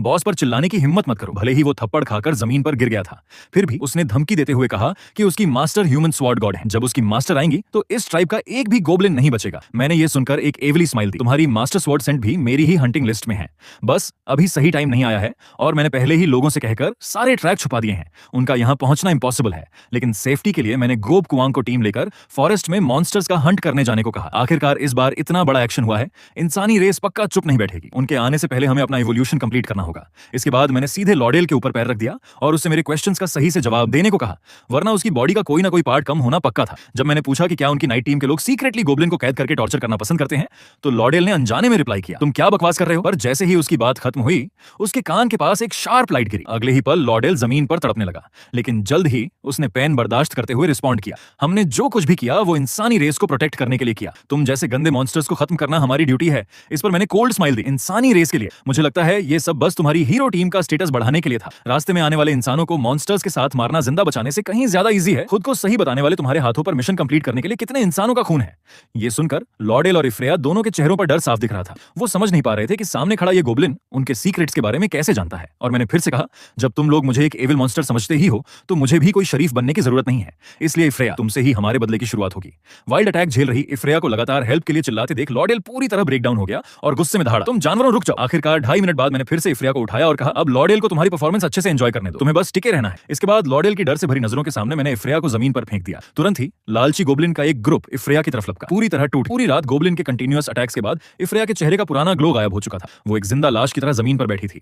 इस समय जमीन पर पड़ा लॉर्डेल जल्दी से इफ्रेया की कंडीशन पूछना चाहता था, पर इससे पहले कि वो कुछ बोलता, पास खड़े गोब्लिन ने उसे जोरदार लात मारी। चुप रहो इंसान, क्या मैंने तुम्हें बोलने को कहा? इसने दूर खड़ी कसांद्र को थोड़ा रिलीफ दिया कि कम से कम उनके साथ ऐसा टॉर्चर नहीं हुआ और उन्हें डेली फ्रूट्स भी मिल रहे थे। एल्फ क्वीन ने भी कहा, ये गोब्लिन इंसानों के साथ इतना बुरा कर रहा है, क्या लिन त्यान का इंसानों से कोई पुराना बदला है? तभी गोब यूए फ्रूट्स लेकर टेंट के अंदर आई। पहले लिन त्यान कह रहा था कि वो इंसानों से बदला लेने जा रहा है, अब देखकर लगता है कि ये सच ही था। ये सुनकर एल्फ क्वीन ने भी अपना ओपिनियन दिया। उसकी नजर में मेरे जैसा जो कहता है वो करता है और बदला लेने वाला माइंडसेट पक्का उसके देखे गए गोब्लिन में सबसे स्पेशल था और उस चीज में भी इतनी पावर थी। ऐसा लगता है वो उसके थ्रू और ज्यादा डोमिनेट होना चाहती है। अपनी सगी मां को ऐसे अजीब इमेजिनेशन में खोया देख पास खड़ी कसांद्र भी बिल्कुल स्पीचलेस हो गई। और इस समय दूसरी तरफ ट्राइब का एक गोब्लिन मेरे पास भागते हुए आया और चिल्लाया, बॉस, हंटिंग पर गए हमारे सेकंड जनरेशन गोब्लिन वापस आ गए हैं। उसकी बात खत्म होते ही शिकार उठाए गोब्लिन आर्मी विजन में आ गई और इस समय गोब कुआंग की बॉडी में क्लियर चेंजेस दिख रहे थे। सिस्टम पैनल से पता चला कि वो अब एक लार्ज रेस गोब्लिन में इवॉल्व हो चुका है और उसके एट्रीब्यूट्स ऑलमोस्ट मेरे बराबर पहुंच चुके हैं। पर मुझे इससे ज्यादा हैरानी इस बात पर थी कि वो हंटिंग से इतनी जल्दी वापस कैसे आ गए। शायद उसने मेरे माइंड का डाउट पढ़ लिया था।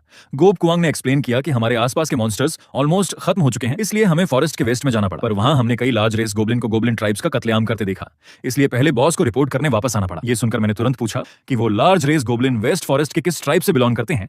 ये सुनकर पास खड़े गोब तियान ने तुरंत आगे आकर अपनी नाक सिकोड़ी। बॉस, मुझे पता है, वो ब्लड फैंग ट्राइब के हैं और हर एक लार्ज रेस गोब्लिन है। जब हम पहले टीम्स में मॉन्स्टर्स से लड़ने गए थे तो हमने कई अटैक ट्राइब्स में ब्लड फैंग का मार्क देखा था। इस पर मैंने तुरंत एक एविली स्माइल दी। इसका मतलब है कि अगर हम उनके लीडर को पकड़ लें तो हम उसका यूज करके थर्ड जनरेशन के और भी स्ट्रॉन्ग गोब्लिन क्रिएट कर सकते हैं। तब इंसानों के अटैक को रोकने के चांसेस और बढ़ जाएंगे। पर तभी पास खड़े लॉडेल ने जोर से हंसना शुरू कर दिया। बेवकूफों का ग्रुप मौत सिर पर है, फिर भी सपने देख रहे हैं। तभी गोब्लिन ने ऑर्डर दिया, तुम लोग जिन्हें कल रात इफ्रेया के साथ चांस नहीं मिला था, यहाँ एक और इंसान है, ये तुम्हारे लिए रिवॉर्ड है। गोब्लिन को लात टपकाते हुए पास आते देख लॉडेल तुरंत पैनिक हो गया। तुम जानवर क्या करना चाहते हो? पर अगले ही सेकंड एक गोब्लिन ने उसका सिर दबा दिया। इंसान कितने अच्छे होते हैं, यहाँ तक कि मेल्स की स्किन भी इतनी सॉफ्ट होती है। और लॉडेल की लगातार आती चीखों को सुनकर इफ्रेया बिल्कुल शांत रही। शायद वो इस सिचुएशन से बिल्कुल सुन्न हो चुकी थी, या शायद अपने पुराने क्रूर एक्शंस का पछतावा कर रही थी। फाइनली 2.5 घंटे के टॉर्चर के बाद लॉडेल ने भी वही एक्सपीरियंस किया जो इफ्रेया ने झेला था। दूसरी तरफ गोब्लिन एक ग्रैंड बॉनफायर पार्टी एंजॉय कर रहे थे। तभी एल्फ क्वीन ने पूछा कि क्या हम सच में ब्लड फैंग ट्राइब पर अटैक करने जा रहे हैं। मैंने भी बिना किसी हेसिटेशन के पॉजिटिव आंसर दिया और इस बात पर जोर दिया कि मैं न सिर्फ उन पर अटैक करूंगा बल्कि उनके लीडर को भी पकड़ कर लाऊंगा। और मैंने नाम भी सोच लिया है, अब से हमारा नाम तियान कुआंग ट्राइब होगा। ये सुनते ही सभी गोब्लिन चीयर करने लगे और जोर से चिल्लाए, बॉस आप ग्रेट हो। पर तभी गोब यूए ने पास आकर व्रीड होकर कहा, उस ब्लड फैंग ट्राइब ने पहले ही कई ट्राइब्स को खत्म कर दिया है, उनकी पावर बहुत स्ट्रांग लगती है, अगर हम नहीं जीत पाए तो बड़ी प्रॉब्लम हो जाएगी। ये सुनकर मैंने इफ्रेया की तरफ देखा। तुम टेंशन मत लो, मैं लिन तियान कभी भी बिना तैयारी के फाइट नहीं करता। वैसे भी मेरे पास अभी भी एक ट्रम्प कार्ड बचा हुआ है जिसका मैंने यूज नहीं किया है। बहुत जल्दी अगले दिन डेमन फॉरेस्ट में हिल टॉप पे पहुंचा मैं दूर ब्लड फैंग ट्राइब को देख रहा था। उस ट्राइब की कंबाइंड पावर को देखकर लग रहा था कि वहां सच में बहुत सारे लार्ज रेस गोब्लिन हैं, पर ये सब मेरे लिए कोई थ्रेट नहीं थे। तभी एक बॉडी ने बैरियर को हटाया और वहां प्रेजेंट गोब्लिन डर के मारे कांपने लगे। यहां तक कि मुझे भी थोड़ा डर फील हुआ क्योंकि वो गोब्लिन एक हीरो रेस था। उसका लेवल 50 तक था और उसकी इतनी बड़ी बॉडी को देखकर लग रहा था कि पॉइजन का उस पर बहुत कम इफेक्ट होगा। अगर उसे मारना हो तो करीब 10-12 गोब्लिन वॉरियर्स काफी होंगे, लेकिन अगर उसे जिंदा पकड़ना हो तो ये इजी टास्क नहीं होगा। मुझे याद आया कि जब मैं गोब्लिन नेस्ट में था तब इफ्रेया ने मेरे अगेंस्ट किसी प्रिजन मैजिक का यूज किया था। अगर इसका यूज इस बंदे पर किया जा सके तो बहुत अच्छा होगा। ये सोचते ही मैं तुरंत उठकर गोब्लिन ट्राइब में वापस आ गया। रिपोर्ट करने आए गोब्लिन मेंबर से पता चला कि इस समय इफ्रेया का माइंड और बॉडी दोनों पूरी तरह टूटने की कगार पर थे। वो इतनी कमजोर हो चुकी थी कि खुद को खड़ा भी नहीं कर पा रही थी और बार-बार गोब्लिन से खुद को मार देने की भीख मांग रही थी ताकि वो गॉड के सामने अपने पापों का प्रायश्चित कर सके। इफ्रेया की ऐसी कंडीशन देखकर मुझे समझ आ गया कि ये उसे एक होप देने का बेस्ट चांस है, इसलिए मैं एक हॉट टॉवल लेकर उसकी बॉडी साफ करने लगा। हॉट फीलिंग की वजह से उसे लगा कि वो बच गई है, पर जब उसने मुड़कर मेरा हैंडसम फेस देखा तो वो पूरी तरह डर गई और चिल्लाई, तुम क्या करना चाहते हो, पास मत आना। इसके तुरंत बाद वो एक तरह के पागलपन में चली गई। तुम डेमन हो, प्लीज मुझे मार दो, मुझे बहुत पेन हो रहा है। पर मैंने उसी टाइम उसे एक थप्पड़ मारा। फिर उसकी शौक से भरी नजरों के सामने उसे बड़े प्यार से गले लगाया और सॉफ्टली बोला, इफ्रेया तुम्हारे लिए मेरी पनिशमेंट अब खत्म हो चुकी है। ये सुनते ही इफ्रेया को जैसे एक नई लाइफ की होप मिल गई हो। उसने पूछा कि क्या ये सच है। इस पर मैंने उसे शांत करते हुए कहा कि मैं अपनी बात का पक्का हूं, लेकिन इसके लिए उसे अपना फेथ फिर से चूज करना होगा। ये सुनकर इफ्रेया अपनी जगह पर ब्लैंक हो गई और मुझसे पूछा कि फेथ से मेरा क्या मतलब है। मैंने उसे एक्सप्लेन किया कि आज से उसे बस उस चीज को छोड़ना होगा जिस पर वो अब तक बिलीव करती आई थी और मुझे अपना गॉड मानकर मेरा पेट बनना होगा जिससे वो डेली के पेन से बच सके। ये सुनते ही इफ्रेया ने बिना सोचे एक पिल्ले की तरह आवाज निकाली। ये सीन देखकर मैं उसकी तारीफ के बिना नहीं रह सका। इफ्रेया तुम सच में बहुत अच्छी हो, तो अब से मैं तुम्हारा इकलौता मास्टर हूं और तुम मेरी पेट हो। इफ्रेया ने यह सुनकर तुरंत जमीन पर लेटकर कहा कि वो फ्यूचर में मास्टर का सबसे ओबीडिएंट डॉग बनेगी। ये सब करने के बाद मैंने इफ्रेया को बाहों में उठाया और पास के हॉट स्प्रिंग की तरफ ले गया ताकि उसकी बॉडी की सारी गंदगी साफ कर सकूं। हॉट वाटर की वार्मथ और मेरी केयरफुल क्लीनिंग को फील करते हुए उसने बहुत चालाकी से कहा, मेरे गॉड आप मेरे लिए बहुत अच्छे हैं। इफ्रेया आपके लिए सब कुछ सैक्रिफाइस करने को तैयार है। यह सुनकर मुझे समझ आ गया कि सही टाइम आ चुका है, इसलिए मैंने उससे कहा कि मैं उसका holy light dragon prison magic देखना चाहता हूं। पहले तो इफ्रेया ने क्यूरियस होकर पूछा कि ये कौन सी स्किल है, पर तभी एल्फ रेस से छीनी गई मैजिक बुक बाहर निकाली गई। मैंने उसे कहा कि बुक में दिए गए इंस्ट्रक्शंस के मुताबिक इसे परफॉर्म करो। जैसे ही इफ्रेया ने बुक के मंत्रों को पढ़ना शुरू किया, उसके चारों तरफ गोल्डन सिंबल्स दिखाई देने लगे। इसके तुरंत बाद एक जोरदार आवाज के साथ एक होली फीलिंग वाला पिंजरा आंखों के सामने आ गया। ये देखकर मैं बहुत खुश हुआ क्योंकि इसके होने से मैं ब्लड फैंग ट्राइब के गोब्लिन लीडर को इजीली पकड़ सकता हूं और एक नया हीरो रेस गोब्लिन क्रिएट करना बस कुछ ही टाइम की बात है। पर जब मैं इफ्रेया को लेकर मेंबर्स को कलेक्ट करने जा रहा था तभी कदमों की आवाज ने लॉडेल का ध्यान खींचा। सिचुएशन को समझते ही वो एक्साइटेड होकर चिल्लाया, बहुत अच्छे इफ्रेया, जब तुम रिकवर हो चुकी हो तो जल्दी से इस गोब्लिन को मार दो और फिर अपने मैजिक से मेरी बॉडी को भी ठीक करो। ये सुनकर मैं उस पर हंसने से खुद को रोक नहीं पाया। क्या तुम्हें दिख नहीं रहा है, इफ्रेया अपनी मर्जी से मेरे साथ आ चुकी है। ये सुनकर लॉडेल को बिल्कुल यकीन नहीं हुआ। उसने क्लेम किया कि इफ्रेया होली चर्च के पोप की बेटी है, वो किसी गोब्लिन द्वारा कभी पालतू नहीं बनाई जा सकती। इस पर मैंने एक डिस्गस्टेड स्माइल दी। इफ्रेया इसे बताओ कि क्या ये तुम्हारी खुद की मर्जी है। ये सुनते ही इफ्रेया ने बिना सोचे तुरंत जमीन पर घुटने टेक किया, मास्टर ये सब इफ्रेया की खुद की मर्जी है। ये सीन देखकर लॉडेल पूरी तरह टूट गया। उसे समझ नहीं आ रहा था कि ये सब क्या हो रहा है, पर थोड़े साइलेंस के बाद वो अचानक जोर जोर से हंसने लगा। तुम्हारा ये एक्शन गोब्लिन रेस को इस दुनिया से पूरी तरह खत्म कर देगा। तुम्हारे एग्जिस्टेंस का मतलब सिर्फ इंसानों द्वारा मारे जाना है। वेट करो, जब होली चर्च की टीम आएगी तो वो तुम सबको मार डालेगी। ये सुनकर मैंने कोई ध्यान नहीं दिया, बस इतना सोचा कि इफ्रेया होली चर्च के पोप की बेटी है। लॉडेल को इस इंपॉर्टेंट इन्फॉर्मेशन को बताने के रिवॉर्ड के तौर पर मैंने हंटर विप लिए खड़े गोब कुआंग को बुलाया। इन दिनों इसकी अच्छे से सर्विस करो, इस बंदे को जरा भी खाली मत रहने देना। ये कहकर मैं इफ्रेया को लेकर वहां से निकल गया।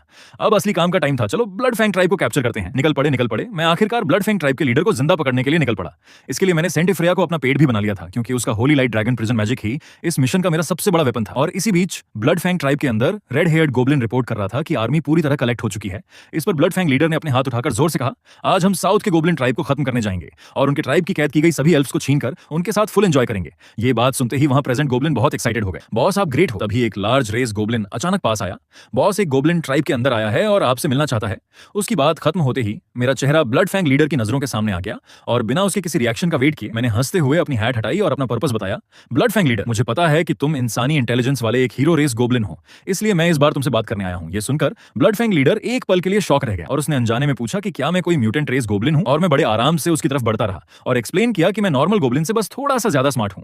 बेसिकली मैं भी एक लो लेवल गोब्लिन ही हूं। ये कहकर मैं रुक गया और आसपास देखते हुए हंसकर बोला, अब और बकवास नहीं करते। मैं तियान कुआंग ट्राइब का लीडर हूं और तुम्हारे लीडर को मैं अपने साथ ले जा रहा हूं। बाकी लोगों को मैं दो ऑप्शंस देता हूं, या तो मेरे ट्राइब में शामिल हो जाओ या फिर सब यहीं मारे जाओ। तियान कुआंग ट्राइब का नाम सुनते ही बाकी लार्ज रेस गोब्लिन को समझ आ गया कि मैं ही उस एल्फ्स को कैद करने वाले ट्राइब का लीडर हूं और मैंने दोनों हाथ फैलाकर बात को और बढ़ाया। ब्लड फैंग लीडर, मुझे तुम्हारी हीरो लेवल गोब्लिन जीन्स पसंद आ गई हैं। अब मेरे साथ वापस चलो और मेरे ब्रीडिंग रोबोट बन जाओ। पर जैसे ही मेरी बात खत्म हुई एक बड़े हाथ ने तुरंत मेरे सिर को जकड़ लिया। तुम जैसे कमजोर बंदे की हमारे पास आने की हिम्मत कैसे हुई? मैं खुद तुम्हारे ट्राइब में तुम्हें ढूंढने आ रहा था। सोचा नहीं था कि तुम खुद यहाँ चले आओगे। जब मैं तुम सबको मार दूंगा तो वो फीमेल एल्फ्स सब मेरी होंगी। ये देखकर कि मेरा छोटा सा सिर अब कुचलने वाला है, आसपास के गोब्लिन एक्साइटमेंट में डांस करने लगे और चिल्लाए कि इस बेवकूफ गोब्लिन को जल्दी से मार दो। इस पर मैंने भी एक हेल्पलेस सांस ली। सच में बात करना बेकार ही गया। अगले ही सेकंड मैंने उसके कंट्रोल से बचकर हवा में जंप ली। एक शार्प साउंड के साथ ब्लड फैंग लीडर का हाथ सीधे मैंने काट दिया। अगर इस हीरो रेस गोब्लिन को जिंदा न पकड़ना होता तो मैं यहाँ इतनी बकवास करने का पेन भी न लेता। पहले तो आसपास के गोब्लिन समझ नहीं पाए कि क्या हुआ है, पर जब उन्होंने अपने लीडर को पेन में हाथ पकड़े हुए चिल्लाते सुना, तुम लोग किसका वेट कर रहे हो, जल्दी से इस लो लेवल गोब्लिन को मार दो। उसी मोमेंट वहां प्रेजेंट सभी गोब्लिन ने मुझ पर अटैक कर दिया और मैंने बिना किसी हड़बड़ाहट के अपना हाथ उठाया, सब बाहर आ जाओ। लीडर के अलावा किसी और गोब्लिन के एग्जिस्टेंस की कोई जरूरत नहीं है।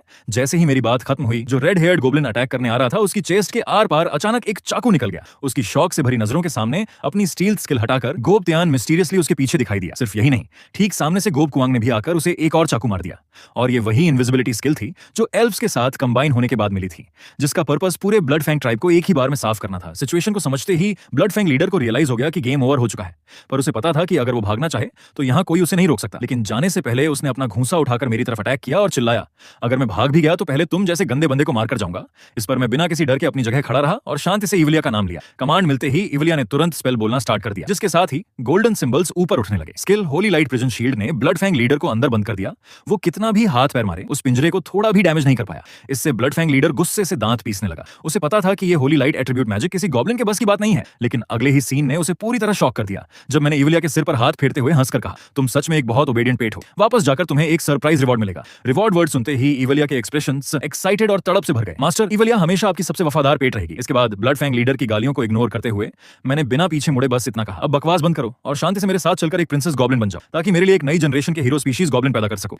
असल में जब गॉब्लिन आर्मी ने ब्लड फैंग ट्राइब को तबाह कर दिया तो उनके लीडर को मैं जिंदा पकड़कर अपने ट्राइब में ले आया था। हालांकि उसे काबू करने में काफी मेहनत लगी, पर ब्लड फैंग लीडर की प्रेजेंट कंडीशन देखकर लग रहा था कि वो अब गॉब्लिन्स के लिए कोई खतरा नहीं है। ये सब देख रहे लोडेल की पूरी बॉडी डर से कांप रही थी। इस जानवर ने एक हीरो स्पीशीज को पकड़ लिया, उसने ये आखिर किया कैसे? फिर मैंने गॉब्लिन यू को ऑर्डर दिया कि इस हीरो स्पीशीज गॉब्लिन की बड़ी बॉडी इन छोटी एल्फ्स के साथ मैच नहीं करेगी, इसलिए आर्टिफिशियल ब्रीडिंग का काम दूसरी गॉब्लिन टीम को दे दो, तुम बस उन पर नजर रखना। ये कहकर मैंने इवलिया को भी गॉब्लिन यू के पास भेज दिया और उसे हिदायत दी कि वो इस बीच पूरी तरह उसकी बात माने। एल्फ क्वीन ने जब देखा कि मैं बाहर जाने की तैयारी कर रहा हूं तो उसने समझदारी दिखाते हुए पानी का एक बर्तन लाया ताकि मुझे थोड़ा हैंडसम लुक दे सके और पूछा कि क्या मेरा कोई नया प्लान है। मैंने अपना कोट उतारते हुए उसे एक्सप्लेन किया कि मैं बस एक स्पेशल फ्रेंड से मिलने जा रहा हूं। आखिर लोडेल के पिछले एटीट्यूड से साफ था कि इंसानों की बैकअप फोर्स जल्दी ही लाइट टाउन पहुंच जाएगी। भले ही हमारे ट्राइब के पास इस समय नाइट्स की टीम से लड़ने की एबिलिटी है, पर अगर वो सॉर्ड सेंटेंस खुद मैदान में आ गई तो पूरी गॉब्लिन रेस का बचना इंपॉसिबल है। इसलिए मुझे सॉर्ड सेंटेंस को रोकने के लिए एक हेल्पर ढूंढना ही होगा। जल्दी ही मैं ड्रैगन आइलैंड से लगभग 100 किलोमीटर दूर बीच पर पहुंच गया और मैंने खून बहती हुई कुछ मोटी गायों को रेत पर ढेर कर दिया। मैंने ऐसा इसलिए किया क्योंकि ड्रैगन आइलैंड पहुंचने का सबसे शॉर्टकट तरीका ड्रैगन्स को अट्रैक्ट करना था। जब भी खाना ढूंढने निकले उड़ने वाले ड्रैगन्स को खून की स्मेल आएगी, वो इन डेड बॉडीज को फूड समझकर अपने घोंसले में ले जाएंगे और मुझे बस चुपचाप गाय के पेट के अंदर छिपकर सब्र से वेट करना था। सच में 2.5 मिनट बाद मैंने देखा कि एक उड़ता हुआ ड्रैगन बीच की तरफ आ रहा है। बिना किसी डाउट के उस ड्रैगन ने जल्दी से उन डेड बॉडीज को उठाया और धीरे धीरे हवा में उड़ गया। अगले ही सेकंड वो बहुत फास्ट स्पीड से आइलैंड से दूर उड़ गया। लगभग 2.5 घंटे की फ्लाइट के बाद ड्रैगन ने उस फूड को एक गुफा में फेंक दिया। जब आसपास पूरी तरह सन्नाटा छा गया तब मैं डेड बॉडी के पेट से धीरे धीरे बाहर निकला। मैंने नोटिस किया कि चारों तरफ जानवरों की हड्डियां बिखरी पड़ी थी। ये बिल्कुल वैसा ही था जैसा मैंने सोचा था। ये ड्रैगन सिर्फ अपने लिए शिकार नहीं करते, अब बस ड्रैगन गर्ल को ढूंढना था। लेकिन तभी मेरे पीछे से एक कोल्ड आवाज आई। ऐसा लगता है कि फूड में कोई अजीब चीज मिक्स हो गई है। फिर मेरे सामने एक बड़े ड्रैगन का साया आया जिसने मुझसे सवाल किया कि मैं चुपके से उसके अंदर क्यों घुस आया हूं। मेरी ये बॉडी तो उसके दांतों के बीच फंसने लायक भी नहीं है। एमेथिस्ट ड्रैगन मदर के इस भारी प्रेशर के सामने मैंने मैंने तुरंत हाथ हिलाकर उसे रोका। आप प्लीज गुस्सा मत होइए, मैं यहाँ एक कोलैबोरेशन की बात करने आया हूँ। ये सुनते ही एमेथिस्ट ड्रैगन मदर तुरंत समझ गई कि ये वही गॉब्लिन लीडर है जिसने पिछली बार लाइट टाउन पर अटैक किया था। भले ही उसने मुंह पर मजाक उड़ाया कि एक मामूली गॉब्लिन की उसके साथ डील करने की हिम्मत कैसे हुई, फिर भी उसने ह्यूमन फॉर्म में आकर कहा, चलो तुमने मेरी हेल्प की थी, इसलिए बताओ कैसा कोलैबोरेशन है। अगर मुझे पसंद आया तो मैं तुम्हें ना खाने का ऑप्शन चुन सकती हूँ। इस पर मेरी टोन सीरियस हो गई। आप भी सॉर्ड सेंटेंस से बदला लेना चाहती है ना? पिछली बार के सरप्राइज अटैक से आपको बचाने के बदले क्यों ना हम दोनों मिलकर सॉर्ड सेंटेंस को खत्म कर दें। ये सुनकर ड्रैगन मदर हंस पड़ी। तुम जैसे लो क्लास मॉन्स्टर की सॉर्ड सेंटेंस पर नजर डालने की हिम्मत कैसे हुई? लेकिन क्यूरियोसिटी की वजह से वो मुझे देखते हुए पूछने लगी, तुम छोटे से गॉब्लिन्स में क्या टैलेंट है, बताओ तुम उस विंड वुमन से कैसे निपटोगे? मैंने उसे बताया कि ये बहुत सिंपल है, बस टाइम टू टाइम अपने ड्रैगन सोल्जर्स को लाइट टाउन को परेशान करने के लिए भेजना होगा। मेरा आंसर सुनकर ड्रैगन मदर ने अचानक मेरे कंधे पर हाथ रखा। तो तुम लोग क्या करोगे? सिर्फ हमारे ड्रैगन ट्राइब के भरोसे तो काम नहीं चलेगा ना। सॉर्ड सेंटेंस जैसी विंड वुमन से सीधे टकराना ठीक नहीं होगा। जब उसने मेरी ठोड़ी को छुआ तो मैंने उसे अपना पूरा प्लान बता दिया। सुनने के बाद एमेथिस्ट ड्रैगन मदर ने एक शातिर स्माइल दी। ऐसी तुम्हारे गॉब्लिन के चाकू से मर्डर करना, जिससे मेरा एक भी सोल्जर नहीं मरेगा और उस विंड वुमन से बदला भी पूरा हो जाएगा। ये प्लान मुझे बहुत पसंद आया। ये देखकर मैंने पूछा, तो क्या हमारा कोलैबोरेशन डन समझे? ड्रैगन मदर ने अपना हाथ मेरे गाल पर रखा। बिल्कुल, पर सोचा नहीं था कि गॉब्लिन्स में तुम्हारे जैसा स्मार्ट छोटा जीव भी होगा। मैं जितना देखती हूँ तुम मुझे उतने ही पसंद आते हो। ये कहकर उसने अपने होंठों को चाटा। क्यों ना मैं तुम्हें यहीं एक रिवॉर्ड दे दूं। इस पर मैंने एक ठंडी सांस ली। ब्रीडिंग पीरियड वाले ड्रैगन्स इतने एक्टिव होते हैं क्या? मैंने मन ही मन सोचा कि ब्रीडिंग सीजन की ये फीमेल ड्रैगन सच में बहुत भूखी है। लेकिन जैसे ही मैं अपनी कुर्बानी देने के लिए रेडी हुआ, ड्रैगन मदर ने अपना हाथ पीछे खींच लिया और मेरा मजाक उड़ाते हुए कहा, तुम्हारी ये कमजोर बॉडी शायद मेरी डिमांड्स पूरी नहीं कर पाएगी, इसलिए मैं तुम्हें पहले कुछ दूसरा रिवॉर्ड देती हूँ। इस बीच दूसरी तरफ तियान कुआंग ट्राइब में क्रॉस से बंधे लोडेल का दिल मायूसी से भरा था। इतना टाइम हो गया, अभी तक नाइट्स की टीम उसे बचाने क्यों नहीं आई? आखिर उसकी बॉडी रोज गॉब्लिन्स के टॉर्चर को झेल रही थी। अगर वो जल्दी यहाँ से नहीं निकला तो वो टूट जाएगा। जब वो सोच रहा था कि यहाँ से कैसे भागा जाए, तभी एक तेज ड्रैगन की आवाज से उसकी आंखें फटी की फटी रह गईं। उसने देखा कि कुछ दूरी पर एक रेड ड्रैगन बहुत तेजी से उड़कर आ रहा है। होश में आते ही वो तड़पते हुए डर के मारे चिल्लाया, ये तो फ्लाइंग ड्रैगन है, मुझे जल्दी नीचे उतारो, मैं ड्रैगन की आग में जलकर मरना नहीं चाहता। साइड में खड़े गॉब्लिन टियान को समझ नहीं आया कि यहाँ ड्रैगन क्यों आया है, पर उसने तुरंत अपने साथियों को फाइट के लिए रेडी होने का ऑर्डर दिया। जैसे ही ड्रैगन पास आया, ट्राइब की एल्व्स ने डर कर देखा कि ड्रैगन की पीठ पर कोई इंसान खड़ा है। ये सुनकर सारे गॉब्लिन्स फाइट के मोड में आ गए ताकि उस ड्रैगन राइडर का सामना कर सकें। पहचानी आवाज ने उनका सारा डर दूर कर दिया। सब लोग रिलैक्स रहो, तुम्हारा बॉस वापस आ गया है। ये कहकर मैंने ड्रैगन के सिर को थपथपाया और उसे वहीं आराम करने को कहा। एक खूंखार ड्रैगन को मेरे सामने इतना ओबीडिएंट देखकर पूरा ट्राइब क्रेजी हो गया। सारे गॉब्लिन्स चिल्लाने लगे, बॉस अपग्रेड हो। ये सीन देखकर लोडेल डर से कांप उठा। क्या ये सच में एक गॉब्लिन है? नाइट्स की टीम प्लीज आकर इस बच्चे को बचा लो। उसी टाइम दूसरी तरफ जिस रॉयल नाइट्स टीम का लोडेल बेसब्री से वेट कर रहा था, वो आखिरकार लाइट टाउन पहुंच गई। लोगों को सैल्यूट करते देख सॉर्ड सेंटेंस ने तुरंत हाथ हिलाकर कहा, टाइम नहीं है, ये सब फॉर्मेलिटीज छोड़ो, अब सब मिलकर जल्दी से लोडेल को बचाने का प्लान बनाओ। इस बीच मुझे इस बात का कोई आइडिया नहीं था। मैं लाइफ सिमुलेटर सिस्टम को देखकर सोच में डूबा था। चूंकि पैनल पर तीसरा ऑप्शन आ गया था, इसका मतलब था कि इस दौरान सॉर्ड सेंटेंस का कोई सरप्राइज अटैक नहीं होगा, इसलिए मैंने बिना सोचे इस टाइम पीरियड को स्किप कर दिया। जैसे ही सिस्टम ने टाइम एक्सिलरेशन का नोटिफिकेशन दिया, चारों तरफ एक स्पेस पावर फैल गई। जब मैंने दोबारा आंखें खोली तो 1 महीना बीत चुका था। क्या यही टाइम जंप करने की फीलिंग है? सच में बहुत अजीब एक्सपीरियंस था। लेकिन जब मैंने अपना सिस्टम पैनल चेक किया तो देखा कि मेरी प्रॉपर्टीज तो काफी बढ़ गई थी, पर ओवरऑल स्ट्रेंथ ज्यादा नहीं बढ़ी थी। अभी मैं समझ ही रहा था कि गॉब्लिन न्यू अचानक कमरे में चिल्लाते हुए आया, लिन तियान बहुत बड़ी प्रॉब्लम हो गई है। जो नए गॉब्लिन्स पैदा हुए हैं उनमें से ज्यादातर मरे हुए हैं, इसलिए मैं जल्दी से गॉब्लिन न्यू के साथ वहां पहुंचा। जब मैंने एल्व्स को छोटे गॉब्लिन्स को पकड़कर रोते हुए देखा तो मैं बिल्कुल हैरान रह गया। समझ नहीं आ रहा था कि ये क्या गड़बड़ हो गई, क्या कोई स्टेप गलत हो गया था। एल्फ क्वीन को भी नहीं पता था कि क्या हुआ है। इस जनरेशन में सिर्फ 3 बच्चे जिंदा बचे थे और वो भी बहुत वीक थे। तभी पीछे से लोडेल जोर जोर से हंसने लगा। बिना दिमाग के गॉब्लिन बेवकूफों, ये मत सोचो कि हीरो स्पीशीज का ब्लड मिलने से तुम एक स्ट्रॉन्ग जनरेशन पाल लोगे। ये सुनकर मेरी आंखें ठंडी हो गईं। मैंने उससे पूछा कि क्या वो इसके पीछे का रीजन जानता है। ये सुनकर लोडेल और पागल होकर हंसा। जितने हाई लेवल के गॉब्लिन्स होंगे उनके बच्चों का बचना उतना ही मुश्किल होगा। तुम सच में सोचते हो कि तुम अपनी ब्रीडिंग एबिलिटी से वर्ल्ड पर राज कर लोगे? बेवकूफों की टोली। ये सुनकर मैं उठकर उसके पास गया। तो ये बात है, मुझे तुम्हारा थैंक्स कहना चाहिए। ये कहकर मैंने गॉब्लिन कुआंग की तरफ मुड़कर ऑर्डर दिया, अब से ये आदमी तुम्हारा है। जब तक ये मर न जाए तुम इसके साथ कुछ भी कर सकते हो। जैसे ही ये वर्ड्स पूरे हुए, लोडेल के चेहरे पर डर आ गया। तुम एक डेविल हो, मैं भूत बनकर भी तुम्हें नहीं छोड़ूंगा। उसकी गालियों की मुझे कोई परवाह नहीं थी, क्योंकि इस समय सबसे इंपॉर्टेंट ये था कि कैसे तेजी से बहुत सारे हीरो स्पीशीज गॉब्लिन तैयार किए जाएं, वरना इंसानी नाइट्स टीम के सामने हमारे जीतने का कोई चांस नहीं था। तभी छोटा फ्लाइंग ड्रैगन मेरे पीछे लैंड हुआ और मेरे कंफ्यूजन के बीच वो ड्रैगन अपना सिर मुझ पर रगड़ने लगा। तब मुझे समझ आया कि फीमेल ड्रैगन्स स्पेशल पीरियड में न सिर्फ क्लोज आ जाती है, बल्कि एमेथिस्ट ड्रैगन मदर की तरह डेमी ह्यूमन फॉर्म में भी आ सकती हैं। सच में अगले ही पल वो बड़ी ड्रैगन बॉडी धीरे धीरे छोटी होने लगी और पलक झपकते ही वो रेड हेयर वाली एक छोटी ड्रैगन गर्ल बन गई। लेकिन जब मैंने उसकी दीवानी आंखों को देखा तो मुझे एक बैड फीलिंग हुई। कहीं ड्रैगन मदर ने मेरे लिए असली रिवॉर्ड यही तो नहीं छोड़ा था। इससे पहले कि मैं कुछ सोच पाता, उस छोटी ड्रैगन गर्ल ने सीधे मुझ पर जंप किया और मुझे जमीन पर गिरा दिया। 2.5 मिनट के बाद मैं एक पेड़ के तने का सहारा लेकर परेशान खड़ा था। सिर्फ एक छोटी ड्रैगन ही इतनी पावरफुल है। अगर ड्रैगन मदर खुद मैदान में आ गई तो मैं शायद 2.5 सेकंड भी नहीं टिक पाऊंगा। लेकिन अच्छी बात यह थी कि इस बड़ी फाइट के बाद मैं सीधे हीरो स्पीशीज में इवॉल्व हो गया था। भले ही उसका ब्लड पीने से भी इवोल्यूशन हो सकता था, पर उस छोटी ड्रैगन गर्ल ने पक्का मुझे एक टूल समझ लिया था। जब मैं शिकायत कर रहा था तभी पीछे से फिर से उस छोटी ड्रैगन गर्ल की शैतानी हंसी सुनाई दी। मैं डर गया और तुरंत कुछ दूरी पर इशारा करते हुए चिल्लाया, अभी नहीं, तुम्हें पहले अपना ड्रैगन ब्लड इन्हें पिलाना होगा, वरना मैं मरते दम तक तुम्हारी बात नहीं मानूंगा। ये सुनकर छोटी ड्रैगन गर्ल पागलों की तरह उनकी तरफ भागी और मैंने भी इस चांस का फायदा उठाकर तुरंत वहां से भागने का रास्ता चुना। पीछे सिर्फ हैरान परेशान गॉब्लिन्स छूट गए। बॉस, आखिर ये क्या सीन है? जल्दी ही लेट नाइट हो गई और पूरे ट्राइब से बहुत सारे गॉब्लिन्स की खुशी की आवाजें आने लगी। सब चिल्ला रहे थे कि ड्रैगन ब्लड पीने के बाद वो सब भी हीरो स्पीशीज में इवॉल्व होने वाले हैं। इस पर मैं खुद को कमेंट करने से रोक नहीं पाया। क्या यही है वो लीजेंडरी ड्रैगन पावर? न सिर्फ मैं बल्कि बाकी गॉब्लिन्स भी हीरो स्पीशीज बन सकते हैं। लेकिन ये सोचकर कि मेरी प्रेजेंट ओवरऑल स्ट्रेंथ थोड़ी कम है, मैंने तुरंत हाथ हिलाकर सिस्टम शॉप ओपन की। आखिर हीरो स्पीशीज गॉब्लिन ट्राइब का लीडर होने के नाते अगर मेरे पास एक सॉलिड स्ट्रेंथ नहीं होगी तो मैं अपना डर बनाए नहीं रख पाऊंगा। अभी अवेलेबल पॉइंट्स 180 थे, जो कुछ हाई लेवल और यूजफुल इक्विपमेंट्स चुनने के लिए काफी थे। जल्दी ही मैंने एलिमेंट मेडन नाम का एक वेपन चुना, जो न सिर्फ एलिमेंट्स को ऑब्जॉर्ब करके लॉन्ग रेंज अटैक कर सकता था बल्कि इसे कैरी करना भी इजी था। दूसरा स्किल था नो नाइफ सॉन्ग, जो खाली हाथ 3 अटैक्स को रोक सकता था। भले ही ये देखने में ज्यादा यूजफुल न लगे, पर सॉर्ड सेंटर्स के खिलाफ ये एक इंपॉर्टेंट लाइफ सेविंग स्किल था। सक्सेसफुल एक्सचेंज के बाद मैं एलिमेंट मेडन की पावर टेस्ट करने के लिए एक्साइटेड था। अचानक मुझे ख्याल आया कि लोडेल इसके लिए परफेक्ट पर्सन है। लोडेल ने जब ये देखा तो उसका दिल बैठ गया। तुम जानवर फिर से क्या करना चाहते हो? मेरे पास मत आओ। उसी टाइम डेमन फॉरेस्ट में सॉर्ड सेंटर्स की भेजी हुई rescue silver blade knights team आखिरकार आ पहुंची। उसमें शामिल मैजिशियन लड़की पूरे रास्ते हेल्प के लिए चिल्ला रही थी ताकि गॉब्लिन्स को अट्रैक्ट किया जा सके, पर पर्पल हेयर वाली लड़की को लगा कि इन लो क्लास मॉन्स्टर्स में उसका कोई इंटरेस्ट नहीं है। इससे अच्छा तो वो सेंटर्स के साथ रहकर ड्रैगन का शिकार करती। लेकिन कैप्टन ऐसा नहीं सोचता था। Recently amethyst dragon mother light town को बार बार परेशान कर रही है। अगर सॉर्ड सेंटर्स गॉब्लिन्स पर ध्यान देने से फ्री नहीं होती तो हमारी टीम को ऐसा बिना मेहनत वाला चांस नहीं मिलता जहां ज्यादा एफर्ट न करना पड़े। सब लोग अलर्ट रहो। लोडेल ने जो हमारे लिए क्रेडिट लेने का चांस बनाया है उसे फालतू में वेस्ट मत करो। तभी टीम की मैजिशियन ने सबको केयरफुल रहने को कहा। सामने एक विशाल स्पाइडर मॉन्स्टर दिखाई दिया, पर अगले ही सेकंड एक शार्प एरो ने स्पाइडर के सिर को आर पार कर दिया। ये देखकर पर्पल हेयर वाली लड़की ने प्राउडली कहा, सिर्फ एक 3rd लेवल का कीड़ा ही तो है, मेरे एक ही एरो में इसका काम तमाम हो गया। तभी कैप्टन की नजर फिर से अलर्ट हो गई। तुम लोग अभी से रिलैक्स मत हो, आगे कुछ और भी है। उसके वर्ड्स पूरे होते ही कॉर्नर से एक साया धीरे धीरे बाहर आया और सीधे सिल्वर ब्लेड नाइट्स टीम के सामने आ गया। पर जब उन्होंने देखा कि वो एक हीरो स्पीशीज गॉब्लिन था तो उन लोगों की एक्साइटमेंट बढ़ गई। ग्रेट, सोचा नहीं था कि इतनी जल्दी गॉब्लिन लीडर मिल जाएगा। अब सारा क्रेडिट हमारा है।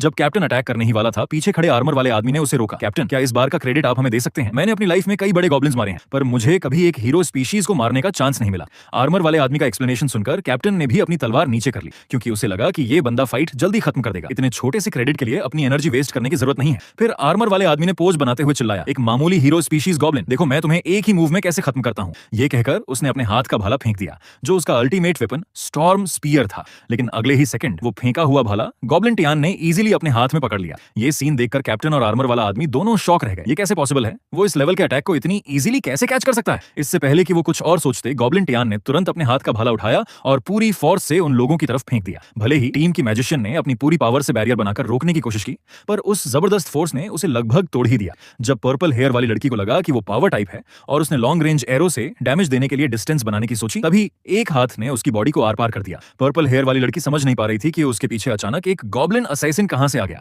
टीम के आर्चर को जमीन पर गिरा देखकर कैप्टन ने तुरंत फॉर्मेशन बनाए रखने का ऑर्डर दिया ताकि गॉब्लिन असैसिन बची हुई मैजिशियन लड़की को नुकसान न पहुंचा सके। पर इस समय मैजिशियन लड़की डर के मारे कांप रही थी। कैप्टन देखो, ऐसा लगता है कि हम गिर चुके हैं। उसके बोलते ही अंधेरे में छिपे गॉब्लिन्स शैतानी हंसी के साथ बाहर आने लगे। उनकी अनगिनत संख्या देखकर कैप्टन उसी मोमेंट मायूस हो गया। कुछ देर बाद गॉब्लिन टियान ने जमीन पर अधमरे पड़े नाइट्स को देखा और कहा कि ये सारे रिवॉर्ड्स उनके हैं। ये कहकर उसने बेहोश मैजिशियन लड़की को उठाया। ये मेरी फ्रेंड है, मैं इसे अभी छोटे जंगल में ले जा रहा हूँ। गॉब्लिन कुआंग ने ये देखकर उसे रोका और कहा कि ये सारे रिवॉर्ड्स ट्राइब के हैं, क्योंकि बॉस ने कहा था कि जो भी इंसान मिले उसे वापस पकड़कर लाना है। पर गॉब्लिन टियान ये सुनकर तुरंत गुस्से में आ गया। किस बेसिस पर? हम अब काफी स्ट्रांग हो चुके हैं, अब से हम अपने रिवॉर्ड्स खुद डिसाइड करेंगे। इस पर बाकी गॉब्लिन्स ने भी आगे आकर सपोर्ट किया। ब्रो, गॉब्लिन टियान सही कह रहा है, अब ट्राइब में हम ही सबसे स्ट्रांग हैं, हमारा ही आर्डर चलना चाहिए। वैसे भी ब्रो, हम सब में सबसे स्ट्रांग हैं, हम सब आपको फॉलो करने के लिए रेडी हैं और ट्राइब के लीडर की पोजीशन भी आपको ही मिलनी चाहिए। ये सुनकर गॉब्लिन कुआंग ने कोई जवाब नहीं दिया, बल्कि उसने आईने में खुद को देखते हुए सोचना शुरू किया। आखिरकार जब वो रिवॉर्ड्स लेकर ट्राइब में वापस आए तो आसपास के गॉब्लिन्स खुशी से नाचने लगे और सब एक साथ गॉब्लिन टियान का नाम चिल्लाने लगे। ये सीन देखकर एल्फ क्वीन काफी परेशान हो गई और उसने मुझसे पूछा कि क्या मुझे अभी भी उन्हें कंट्रोल करने का कॉन्फिडेंस है। इस पर मैं धीरे से आगे बढ़ा और गॉब्लिन टियान को रोका। इस इंसान के पास वो इन्फॉर्मेशन है जो मुझे चाहिए, इसे नीचे उतारो। लेकिन गॉब्लिन टियान ने मुझे इग्नोर करते हुए साइड में देखा। अगर तुम्हें ये चाहिए तो अपने पास खड़ी इन फीमेल्स के बदले मुझसे एक्सचेंज कर लो। ये सुनकर एल्फ क्वीन और दूसरी लड़की डर के मारे पीली पड़ गई। उनकी छोटी बॉडी गॉब्लिन टियान के इस साइज को सहन नहीं कर पाती। लेकिन मैंने एक ठंडी हंसी हंसते हुए कहा, गॉब्लिन टियान, तुम्हें पता है तुम क्या बोल रहे हो? मैं तुम्हारा लीडर हूं। ये सुनकर गॉब्लिन टियान ने पीछे मुड़कर देखा। अब गॉब्लिन कुआंग तुमसे ज्यादा स्ट्रांग है, अब से हम उसे फॉलो करने वाले हैं। ये सुनकर मुझे समझ आ गया कि असल में गॉब्लिन कुआंग ही तुम लोगों का मेन लीडर है। इस पर मैंने गॉब्लिन कुआंग को ऑर्डर दिया, मैं तुम्हें एक चांस देता हूं, अगर तुम गॉब्लिन टियान को पकड़ लो तो मैं तुम्हारी जान बख्श दूंगा। ये सुनकर गॉब्लिन टियान जोर से हंसा और बोला कि गॉब्लिन कुआंग मेरी बात कभी नहीं मानेगा, हम आज तुम्हें मारकर पूरे ट्राइब के बॉस बनेंगे। पर उसने सपने में भी नहीं सोचा था कि तभी एक बड़ा हाथ अचानक उसके सिर पर आकर टिक गया। होश में आते ही गॉब्लिन टियान कांपते हुए गॉब्लिन कुआंग की तरफ देखने लगा। वो पूछने ही वाला था कि ये क्या हो रहा, तभी एक क्रैक की आवाज के साथ उसका सिर वहीं ब्लास्ट हो गया। ये खतरनाक सीन देखकर एल्फ क्वीन ने भी अपना छोटा मुंह हाथ से ढक लिया। ये सब करने के बाद गॉब्लिन कुआंग ने कहा, लीडर, अपग्रेड होने के बाद मुझे बहुत सी चीजें समझ आने लगी हैं। मैं इन घमंडी गॉब्लिन्स जैसा नहीं हूं, मैं आपकी रिस्पेक्ट करता हूं, पर मैं एब्सोल्यूट पावर में भी बिलीव करता हूं। ये कहकर गॉब्लिन कुआंग ने अपना हाथ चेस्ट पर रखा और बड़े स्टेप्स के साथ मेरी तरफ बढ़ा। फादर, आपने भी पिछले लीडर को हराकर ही नए लीडर की पोजीशन ली थी, इसलिए अब मैं भी आपको चैलेंज करना चाहता हूं। जब मैंने पैनल पर गॉब्लिन कुआंग की प्रॉपर्टीज देखी तो मुझे समझ आ गया कि उसका कॉन्फिडेंस कहां से आ रहा था। तुम्हारी ओवरऑल स्ट्रेंथ सच में 1200 तक पहुंच गई थी। ये देखकर मैंने अपनी रुकी हुई पावर को रिलीज किया। तुम्हारी ग्रोथ देखकर मुझे खुशी हुई, पर क्या तुम सच में मुझे चैलेंज करना चाहते हो? वैसे आसपास की चीयरिंग से साफ था कि गॉब्लिन कुआंग को फॉलो करने वाले गॉब्लिन्स कम नहीं थे, पर अच्छा है, इसी बहाने सफाई हो जाएगी। इसलिए मैंने सारे गॉब्लिन से चिल्लाकर कहा, मैं तुम सबको एक चांस देता हूं, जो हीरो स्पीशीज गॉब्लिन्स मेरे साथ रहना चाहते हैं वो इस तरफ आ जाएं, वरना मुझे जान से मारने में कोई हिचकिचाहट नहीं होगी। जल्दी ही वहां मौजूद गॉब्लिन्स दो ग्रुप्स में बंट गए और गॉब्लिन कुआंग के साथ सिर्फ 10-12 गॉब्लिन्स ही रहे। जमीन पर पड़ा कैप्टन ये देखकर मन ही मन हैरान था। उसने नहीं सोचा था कि इन हीरो स्पीशीज गॉब्लिन्स का लीडर इतना नॉर्मल दिखने वाला जीव होगा, पर जल्दी ही उसके होंठों पर एक स्माइल आ गई, क्योंकि उसे लगा कि दोनों की स्ट्रेंथ में बहुत बड़ा गैप है। जैसे ही मैजिक जानने वाला गॉब्लिन लीडर मरेगा, वो इस कंफ्यूजन का फायदा उठाकर भागने का चांस ढूंढ लेगा। तभी गॉब्लिन कुआंग ने अपना वेपन निकाला और बोला, मैं तो बस एब्सोल्यूट पावर के पीछे हूं। ये कहते हुए गॉब्लिन कुआंग ने पहले अटैक कर दिया। ये सब देख रहा कैप्टन अपनी जगह फ्रीज हो गया। उसे लगा कि ये बंदा जंगल में उसे हराने के टाइम से भी ज्यादा स्ट्रांग हो चुका है, पर उसे सबसे ज्यादा शौक इस बात से लगा कि वो छोटा सा गॉब्लिन लीडर इजीली उस कट से बच गया। मैंने इस टाइम एलिमेंट मेडन वेपन निकाला, तुम काफी अच्छे हो तो अब ये मूव ट्राई करो। आग की लपटों से घिरे एरो को देखकर गॉब्लिन कुआंग की आंखें सिकुड़ गईं। उसने बिल्कुल नहीं सोचा था कि एरो की स्पीड इतनी फास्ट होगी। चूंकि बचना इंपॉसिबल था, उसने अपनी बड़ी तलवार को आगे किया और जबरदस्ती उससे टकरा गया। उसके इस मूव ने मुझे भी थोड़ा अलर्ट कर दिया। सोचा नहीं था कि ये लड़का फायर एरो को रोकते हुए भी आगे बढ़ सकता है। इससे पहले कि मैं ज्यादा सोचता, गॉब्लिन कुआंग अपनी बड़ी तलवार लहराते हुए मेरे सामने आ चुका था। जब उसे लगा कि जीत उसकी पक्की है, तभी मैं खुद को हंसने से नहीं रोक पाया। गॉब्लिन कुआंग, अपने फादर को इतना कमजोर मत समझो। वर्ड्स पूरे होते ही पूरे बैटलफील्ड में एक जबरदस्त ब्लास्ट की आवाज आई, जिससे साइड में खड़ी एल्फ क्वीन और गॉब्लिन डर के मारे रोने लगे। पर जल्दी ही अगले सीन ने लोडेल और कैप्टन को हैरान कर दिया, जब गॉब्लिन कुआंग ने शॉक होकर कहा, ये कैसे पॉसिबल है? मेरा फुल पावर अटैक काम क्यों नहीं आया? और मैंने एक हाथ से उसकी बड़ी तलवार को रोक रखा था। गॉब्लिन कुआंग, तुम्हारा ये कट सच में जबरदस्ती का था। तुम्हारे पास लीडर बनने का टैलेंट है, पर अनफॉर्चुनेटली तुम्हारा सामना मुझसे हुआ है। इसके तुरंत बाद गॉब्लिन कुआंग की शॉक आंखों के सामने एक फायर एरो सीधे उसकी तरफ आया। न जाने कितना टाइम बीत गया। अपनी आंखें खो चुका गॉब्लिन कुआंग धीरे से बोला, आप जीत गए फादर, मैं मरने के लिए रेडी हूं। लेकिन जैसे ही मैं सोच रहा था कि इस गॉब्लिन कुआंग में काफी दम है, तभी मुझे चारों तरफ से बाकी गॉब्लिन्स के रोने की आवाजें आई। लीडर, हमें माफ कर दीजिए, हमें फिर से आपको फॉलो करने का एक चांस दे दीजिए। ये देखकर मेरे मन में बस एक ही ख्याल आया कि ये गॉब्लिन्स सच में बिना दम के लूजर्स हैं। इसलिए मैंने पहले इवेलिया को बुलाया और उसे गॉब्लिन कुआंग पर हीलिंग मैजिक यूज करने को कहा। तुम में काफी दम है, अगर तुम मुझे फिर से लॉयल्टी का प्रॉमिस करो तो लीडर होने के नाते मैं तुम्हारी आज की गलती माफ कर सकता हूं। लेकिन जिन लोगों ने तुम्हें फॉलो किया था, मैं उन्हें नहीं छोड़ूंगा। इसलिए गॉब्लिन कुआंग, तुम जानते हो ना क्या करना है? गॉब्लिन कुआंग ने तुरंत रिप्लाई किया, जान बख्शने के लिए थैंक यू लीडर। आज से मैं गॉब्लिन कुआंग हमेशा आपके पीछे रहूंगा। इन लोगों को मुझ पर छोड़ दीजिए। जल्दी ही डरे हुए गॉब्लिन्स की आंखों के सामने गॉब्लिन कुआंग के स्टेप्स उनकी तरफ बढ़े। रिबेलियन करने वाले गॉब्लिन्स के पूरी तरह मारे जाने के बाद मैंने फिर से सारे गॉब्लिन से कहा, इन लोगों की डेड बॉडीज मैं तुम्हें रिवॉर्ड में देता हूं, इन्हें खाकर और स्ट्रांग बन जाओ। ये सब देख रहा कैप्टन अब शांत नहीं रह पाया। वो चिल्लाया, प्रिंस लोडेल, आपने आखिर किस चीज से दुश्मनी मोल ले ली है? ये कोई नॉर्मल म्यूटेंट गॉब्लिन्स नहीं है, बल्कि ऐसे मॉन्स्टर्स हैं जिनसे एम्पायर भी डरता है। इस पर मैं भी लोडेल के पास आया और एक शैतानी स्माइल के साथ बोला, तुम्हें अच्छा ड्रामा नहीं देखने को मिला, इसके लिए सॉरी। और एक बात मुझे तुमसे पूछनी है, तुम्हारे मुंह से निकली रेस्क्यू टीम क्या सिर्फ ऐसे लूजर्स की टोली थी? ये सुनकर लोडेल गुस्से से दांत पीसने लगा। ये सोचकर कि सॉर्ड सेंटेस अभी तक मैदान में नहीं आई, वो पूरी तरह पागल हो गया और सॉर्ड सेंटेस सहित सबको लूजर कहकर गालियां देने लगा। साइड में खड़ा कैप्टन भी भले ही गुस्से में था, पर उसने धमकी देते हुए कहा, जब sword sentence amethyst dragon mother से निपट लेगी तो वो रॉयल नाइट्स टीम को लेकर इस ट्राइब को पूरी तरह खत्म करने आएगी। इस पर मैं अपनी हंसी नहीं रोक पाया। तुम सच में सोचते हो कि ड्रैगन रेस खुद से लाइट टाउन को परेशान करने गई थी? पर तुम्हारी बातों से लगता है कि ड्रैगन मदर की तरफ का काम भी काफी स्मूथ चल रहा है। ये सुनकर कैप्टन तुरंत समझ गया, लाइट टाउन पर ड्रैगन रेस के बार-बार अटैक के पीछे इसी गॉब्लिन का हाथ था। ये सोचते ही उसने मुझसे कहा, तो नाइट्स टीम और लाइट टाउन दोनों को तुमने अपनी उंगलियों पर नचाया है। जब तुम्हें सारी इन्फॉर्मेशन मिल ही गई है तो प्लीज मुझे एक क्विक डेथ दे दो। मैं लोडेल जैसी कंडीशन में नहीं जीना चाहता। उसके मरने के हौसले की रिस्पेक्ट करते हुए मैंने भी कहा, ठीक है, मैं तुम्हारी ये डिमांड पूरी करता हूं। उसी टाइम दूसरी तरफ गहरी नींद में सो रही सॉर्ड सेंटेस एक शोर से जाग गई। उसने देखा कि उसका जूनियर तुरंत रिपोर्ट देने आया था कि रेस्क्यू मिशन पर गई सिल्वर ब्लेड नाइट्स टीम पूरी तरह खत्म हो चुकी है और इस समय सिर्फ एक आदमी सीरियसली इंजर्ड होकर वापस भाग पाया है। और सिर्फ आर्मर वाला आदमी सीरियसली इंजर्ड होकर वापस आया है, तो सॉर्ड सेंटेंस पूरी तरह शॉक रह गई। उसे बिल्कुल यकीन नहीं हो रहा था कि गॉब्लिन्स में इतना टैलेंट हो सकता है, इसलिए वो जल्दी से रेस्क्यू सीन पर पहुंची, पर नन ने उसे बताया कि आर्मर वाले आदमी के जख्म बहुत गहरे हैं और रिकवरी पोशन अब किसी काम का नहीं है। ये सुनकर सॉर्ड सेंटेंस का चेहरा सीरियस हो गया। उसने आर्मर वाले आदमी से पूछा कि वो इस हाल में कैसे पहुंचा और उन लोगों ने जंगल में आखिर क्या फेस किया था। आर्मर वाले आदमी ने बहुत वीक आवाज में एक्सप्लेन किया, हमारा सामना कुछ बहुत ही अजीब हीरो स्पीशीज गॉब्लिन से हुआ था, कैप्टन सहित कोई भी उनका मुकाबला नहीं कर पाया, तुम लोग प्लीज केयरफुल रहना। ये बोलते ही आर्मर वाले आदमी की सांसें रुक गईं। ये सीन देखकर साइड में खड़ा होली नाइट गुस्से में तुरंत मुड़ा और जाने लगा। उसने दावा किया कि हीरो स्पीशीज गॉब्लिन उसका क्या बिगाड़ लेंगे, वो अभी टीम लेकर उन लो क्लास जानवरों को खत्म करने जा रहा है। पर सॉर्ड सेंटेंस ने उसे उसी टाइम रोक दिया। इस समय ड्रैगन रेस के अटैक्स बार-बार बढ़ रहे हैं, वो कभी भी चांस ले सकते हैं और गॉब्लिन्स के फिर से सरप्राइज अटैक का खतरा भी है। सिर्फ मेरी अकेले की पावर इसे रोकने के लिए काफी नहीं है, इसलिए तुम लोग कुछ सोल्जर्स को लेकर और बैकअप के साथ वापस आओ। लाइट टाउन को प्रोटेक्ट करने की रिस्पांसिबिलिटी संभालो। उस टाइम मैं खुद उन गॉब्लिन्स और एमेथिस्ट ड्रैगन मदर को खत्म कर दूंगी। जब होली नाइट ने अपोज किया कि अगर वो नहीं गया तो सिल्वर ब्लेड नाइट्स के लोग पक्का मारे जाएंगे, तब मैजिशियन लड़की ने उसके कंधे पर हाथ रखा। तुम्हें क्या लगता है उनके जिंदा वापस आने का कोई चांस बचा भी है? लेकिन तभी एक आवाज अचानक डोर से आई। आने वाला और कोई नहीं बल्कि डेथ नाइट टीम का कैप्टन कासिमोव था।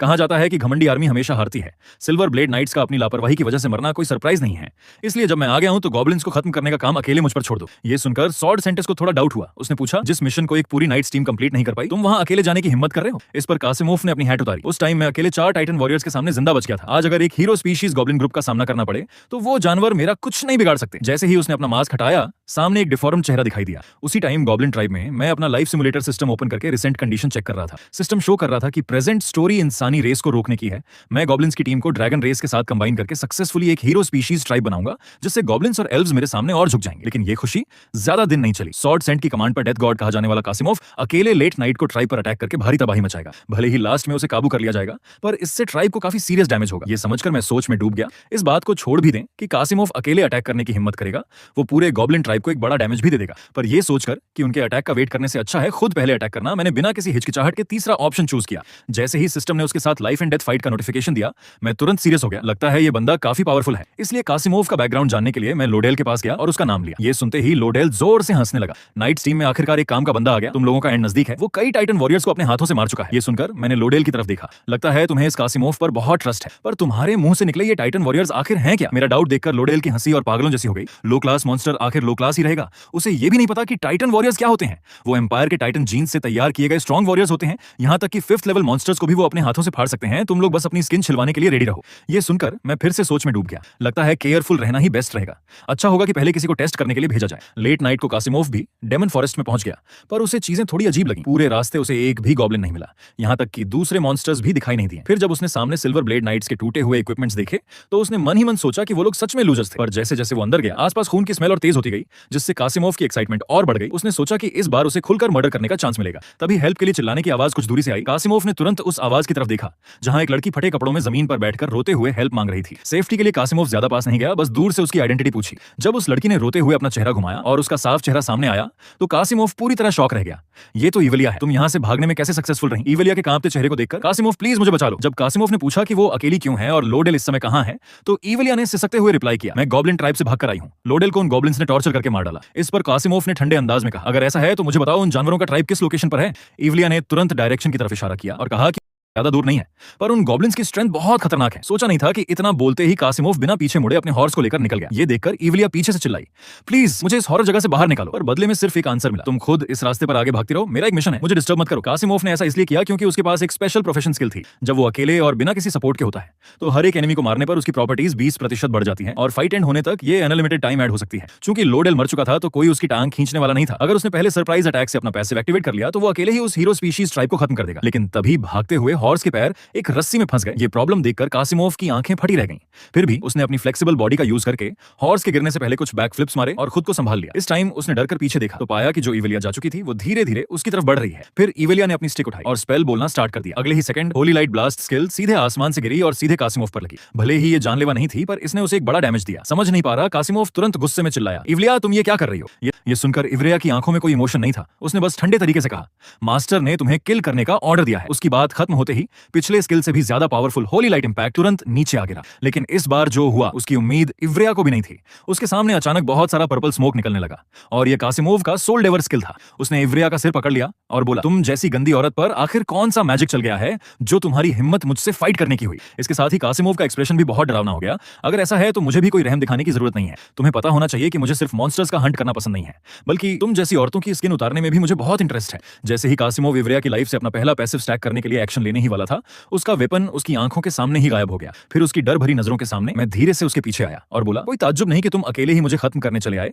तुम्हारी प्रोफेशनल प्रॉपर्टीज और इक्विपमेंट्स सच में काफी प्रॉब्लम क्रिएट करने वाले हैं। एक black iron sword group attack के क्रिटिकल डैमेज को 90% तक बढ़ा सकती है। अगर तुम सच में चुपके से अटैक करके अपना पैसिव स्टैक करने में सक्सेसफुल हो जाते तो यह मेरे ट्राइब को काफी नुकसान पहुंचाता। मुझे कुछ दूरी पर खड़े होकर उस ब्लैक आयरन सोर्ड को ध्यान से देखते हुए देखकर कासिमोव को बिल्कुल यकीन नहीं हो रहा था। वो समझ ही नहीं पा रहा था कि उसके सामने खड़ा यह लो क्लास गोब्लिन एक ही पल में उसका वेपन कैसे छीन सकता है। लेकिन उसे इससे भी ज्यादा शॉक तब लगा जब इव्रिया ने इस गोब्लिन को मास्टर कहकर बुलाया। क्या यही उस हीरो स्पेशीज गोब्लिन का लीडर है? क्या इसी ने इव्रिया को हम पर चुपके से अटैक करने का ऑर्डर दिया था? इसके बाद मैंने इव्रिया का सिर सहलाया और हंसते हुए कासिमोव से कहा, क्यों इव्रिया का अटैक तुम्हें पसंद आया? वो मेरी सबसे लॉयल पेट है। वैसे तुमने मुझे काफी डिसअपॉइंट किया। मुझे लगा था कि तुम कोई बहुत बड़े कैरेक्टर होगे, पर तुम तो सिर्फ एक साइको किलर निकले जो चुपके से अटैक करके अपना पैसिव स्टैक करता है। ये बात सुनकर कासिमोव भी बैटल पोजीशन में आ गया। हालांकि मुझे नहीं पता कि तुम्हें मेरी प्रॉपर्टीज की इंफॉर्मेशन कैसे मिली, लेकिन तुम जैसे चीप गोब्लिन से डील करने के लिए मुझे सोर्ड और पैसिव स्किल की भी जरूरत नहीं है। मैं फिर भी तुम्हें और इव्रिया को नर्क में भेज सकता हूं। जैसे ही उसने एक और शॉर्ट सोर्ड निकाली और मेरी तरफ तेजी से बढ़ा, मेरे पीछे से अचानक निकले कुछ फिगर्स ने उसके कदम रोक दिए। इस पर मैंने भी हंसते हुए उसकी बेइज्जती करते हुए कहा,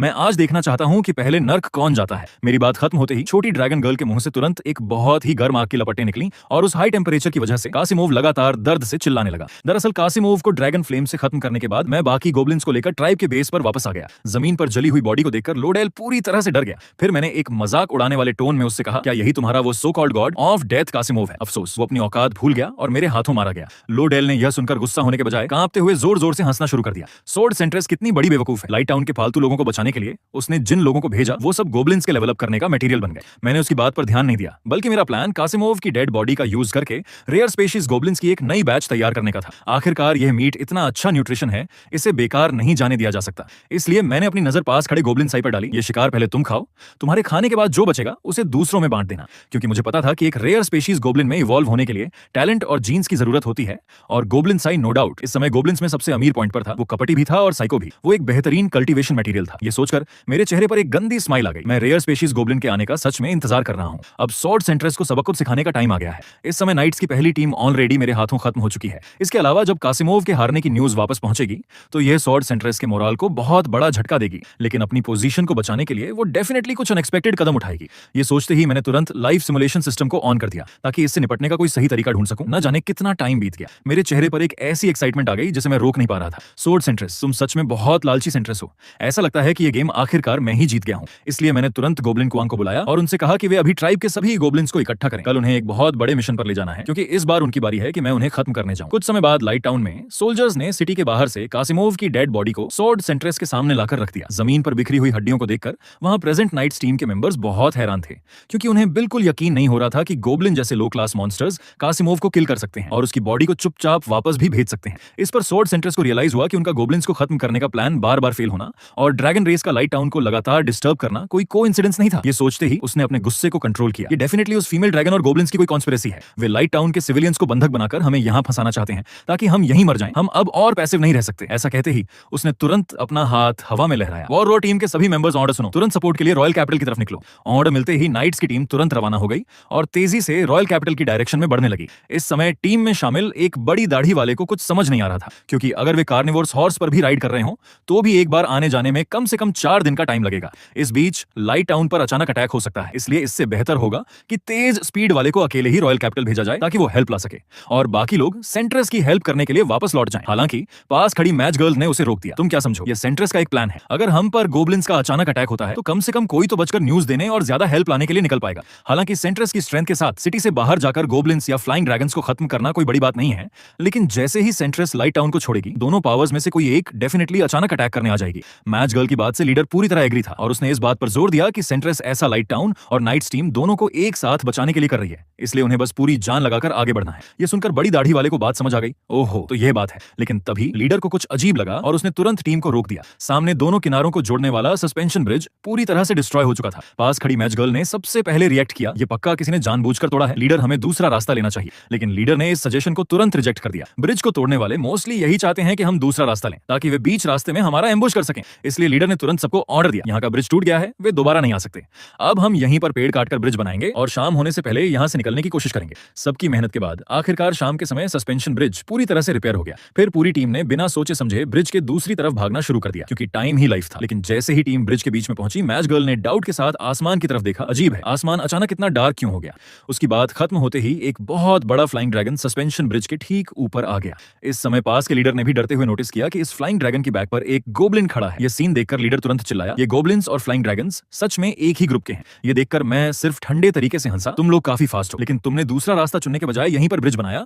क्या तुम्हें डर था कि हम दूसरी तरफ तुम्हारा एम्बुश करेंगे? इस पर लीडर ने कोई जवाब नहीं दिया, बल्कि सोर्ड निकालकर अटैक करने की तैयारी करने लगा। यह देखकर मैंने भी बिना किसी हेसिटेशन के छोटी ड्रैगन गर्ल को नीचे ड्रैगन फ्लेम छोड़ने का ऑर्डर दिया। हालांकि मैच गर्ल ने होश संभालते हुए पूरी तरह से हेल्पलेस होकर कहा, लीडर हमारा ब्रिज चला गया। अपने बनाए हुए सस्पेंशन ब्रिज को पूरी तरह डिस्ट्रॉय होते देखकर लीडर अपने गुस्से को कंट्रोल नहीं कर पाया। गंदे गोब्लिन्स, मैं तुम्हें पकड़कर धीरे धीरे टॉर्चर करके मार। इस पर मैंने बिना किसी परवाह के ठंडे तरीके से हंसा, तुम्हारी जुबान तो अच्छी चलती है, लेकिन देखना यह है कि तुम मेरे गोब्लिन्स और अभी आ रही पर्पल क्रिस्टल ड्रैगन मदर से जीत पाते हो या नहीं। उसकी बात खत्म होते ही पीछे खड़ी मैच गर्ल अचानक चिल्लाई, लीडर हम गोब्लिन से घिर चुके हैं। अगर पर्पल क्रिस्टल ड्रैगन मदर की फ्लाइंग ड्रैगन टीम यहां नहीं आ पाई तो हमारे पास जीतने का कोई चांस नहीं बचेगा। हालांकि यह सब जानने के बाद भी लीडर अजीब तरीके से शांत था क्योंकि उसे लगा कि यह एक अच्छा चांस है। जब तक वे टिके रहेंगे वे गोब्लिन्स और पर्पल क्रिस्टल ड्रैगन मदर दोनों को एक साथ खत्म कर सकते हैं। इसलिए उसने तुरंत पास खड़े बड़ी दाढ़ी वाले को ऑर्डर दिया, तुम सीधे स्प्रिंट ऑन करो और इस घेरे से बाहर निकलो, तुम्हें यह न्यू एंट्रेंस तक पहुंचानी होगी। ये सुनकर बेन ने भी बिना सोचे समझे अपनी स्किल ऑन की और गोब्लिन्स की तरफ चार्ज कर दिया। स्प्रिंट के बूस्ट के साथ बेन ने बिना किसी एफर्ट के घेरे को पार कर लिया। जाते जाते उसने एक कड़क धमकी भी दी, बस सेंट्रेस के आने का वेट करो,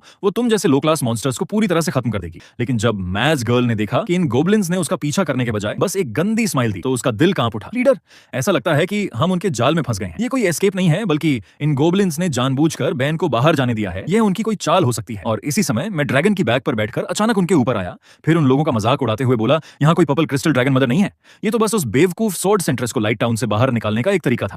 तुम खुद सोचो, जब सेंट्रेस लाइट टाउन छोड़ देगी तो उस टाउन का क्या होगा जिसे उसने इतनी मेहनत से प्रोटेक्ट किया था। ये सुनकर लीडर का दिमाग पूरी तरह खराब हो गया। तुम गंदे जानवर, मैं तुम्हें जरूर मारूंगा। इसलिए उसने सबको ऑर्डर दिया, लाइट टाउन इस बार पक्का तबाह हो जाएगा। हम सब मिलकर उस ड्रैगन राइडर गोब्लिन पर फोकस करते हैं और उसे नीचे गिराते हैं। चाहे जो हो जाए, हमें सेंट्रेस के आने तक होल्ड करना होगा। तभी गोब्लिन क्वांग ने सोर्ड के साथ लीडर पर पहला अटैक किया। जैसे ही दोनों के वेपन्स आपस में टकराए, पूरी जमीन एक डरावनी पावर से टूटकर बिखर गई। यह सीन देखकर लीडर की आंखें भी शौक से बड़ी हो गईं। उसने कभी नहीं सोचा था कि सिर्फ एक गोब्लिन की पावर उसके बराबर हो सकती है। लीडर को गोब्लिन के सामने पीछे हटते देखकर मैंने भी उसका मजाक उड़ाते हुए कहा, ऐसा लगता है कि तुम लीडर के नाम पर बस इतने ही हो।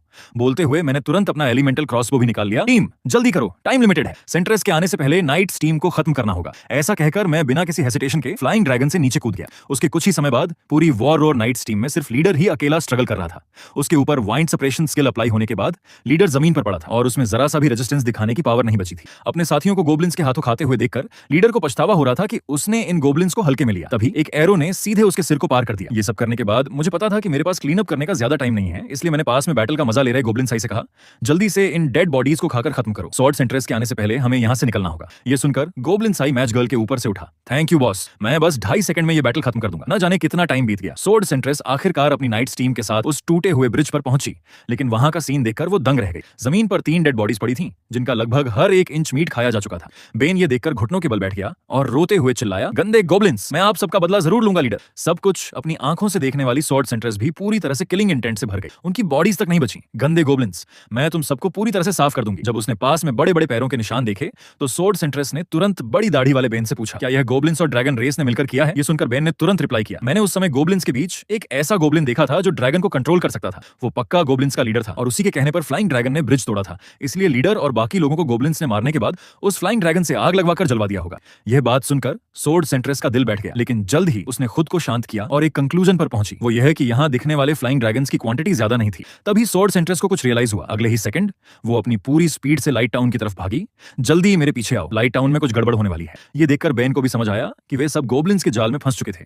जब स्वॉर्ड सेंट्रेस वापस लाइट टाउन पहुंची तो पूरा टाउन ऑलरेडी एक मलबे में बदल चुका था। चारों तरफ से आ रही लोगों की चीखें और हेल्प की आवाजें सुनकर स्वॉर्ड सेंट्रेस घुटनों के बल बैठ गई। उसकी आंखों में बहुत बड़ा रिग्रेट था। उसे यकीन नहीं हो रहा था कि यह सब सच है। वो अपनी नाइट टीम और लाइट टाउन में से किसी एक को भी प्रोटेक्ट नहीं कर पाई। तभी पास में एक छोटे बच्चे को एक डेड बॉडी के सामने रोते हुए पापा पापा चिल्लाते देखकर स्वॉर्ड सेंट्रेस ने उसे कंफर्ट करने के लिए हाथ बढ़ाया, लेकिन उस बच्चे ने उसे बेरहमी से हटा दिया। यहाँ तक कि उस छोटे बच्चे ने स्वॉर्ड सेंट्रेस पर चिल्लाते हुए कहा, दूर रहो मुझसे, तुम रोज दिखावा करती थी कि तुम हमें प्रोटेक्ट करने के लिए इतनी मेहनत कर रही हो, लेकिन जब गोब्लिन्स आए तो तुम कहीं नहीं थी, तुम एक लायर हो। ये बात सुनते ही वहां अचानक बहुत से लोग इकट्ठा हो गए और स्वॉर्ड सेंट्रेस को ब्लेम करने लगे। जब तुम हमें प्रोटेक्ट ही नहीं कर सकती तो तुम किस बात की सेंट्रेस हो? लाइट टाउन को तुम जैसे लोगों की कोई जरूरत नहीं है। ये सब सुनकर स्वॉर्ड सेंट्रेस की आंखें ब्लैंक हो गई। उसके मन का आखिरी सपोर्ट भी इस मोमेंट पर पूरी तरह टूट गया और तुरंत उसके मुंह से खून निकल आया। दूसरी तरफ विलेजर्स को इसकी कोई परवाह नहीं थी, वे लगातार स्वॉर्ड सेंट्रेस को गालियां देते रहे। ये सब देख रही पर्पल क्रिस्टल ड्रैगन मदर ने कहा, मुझे नहीं लगा था कि वो लिन टियान सच में ऐसा कर देगा।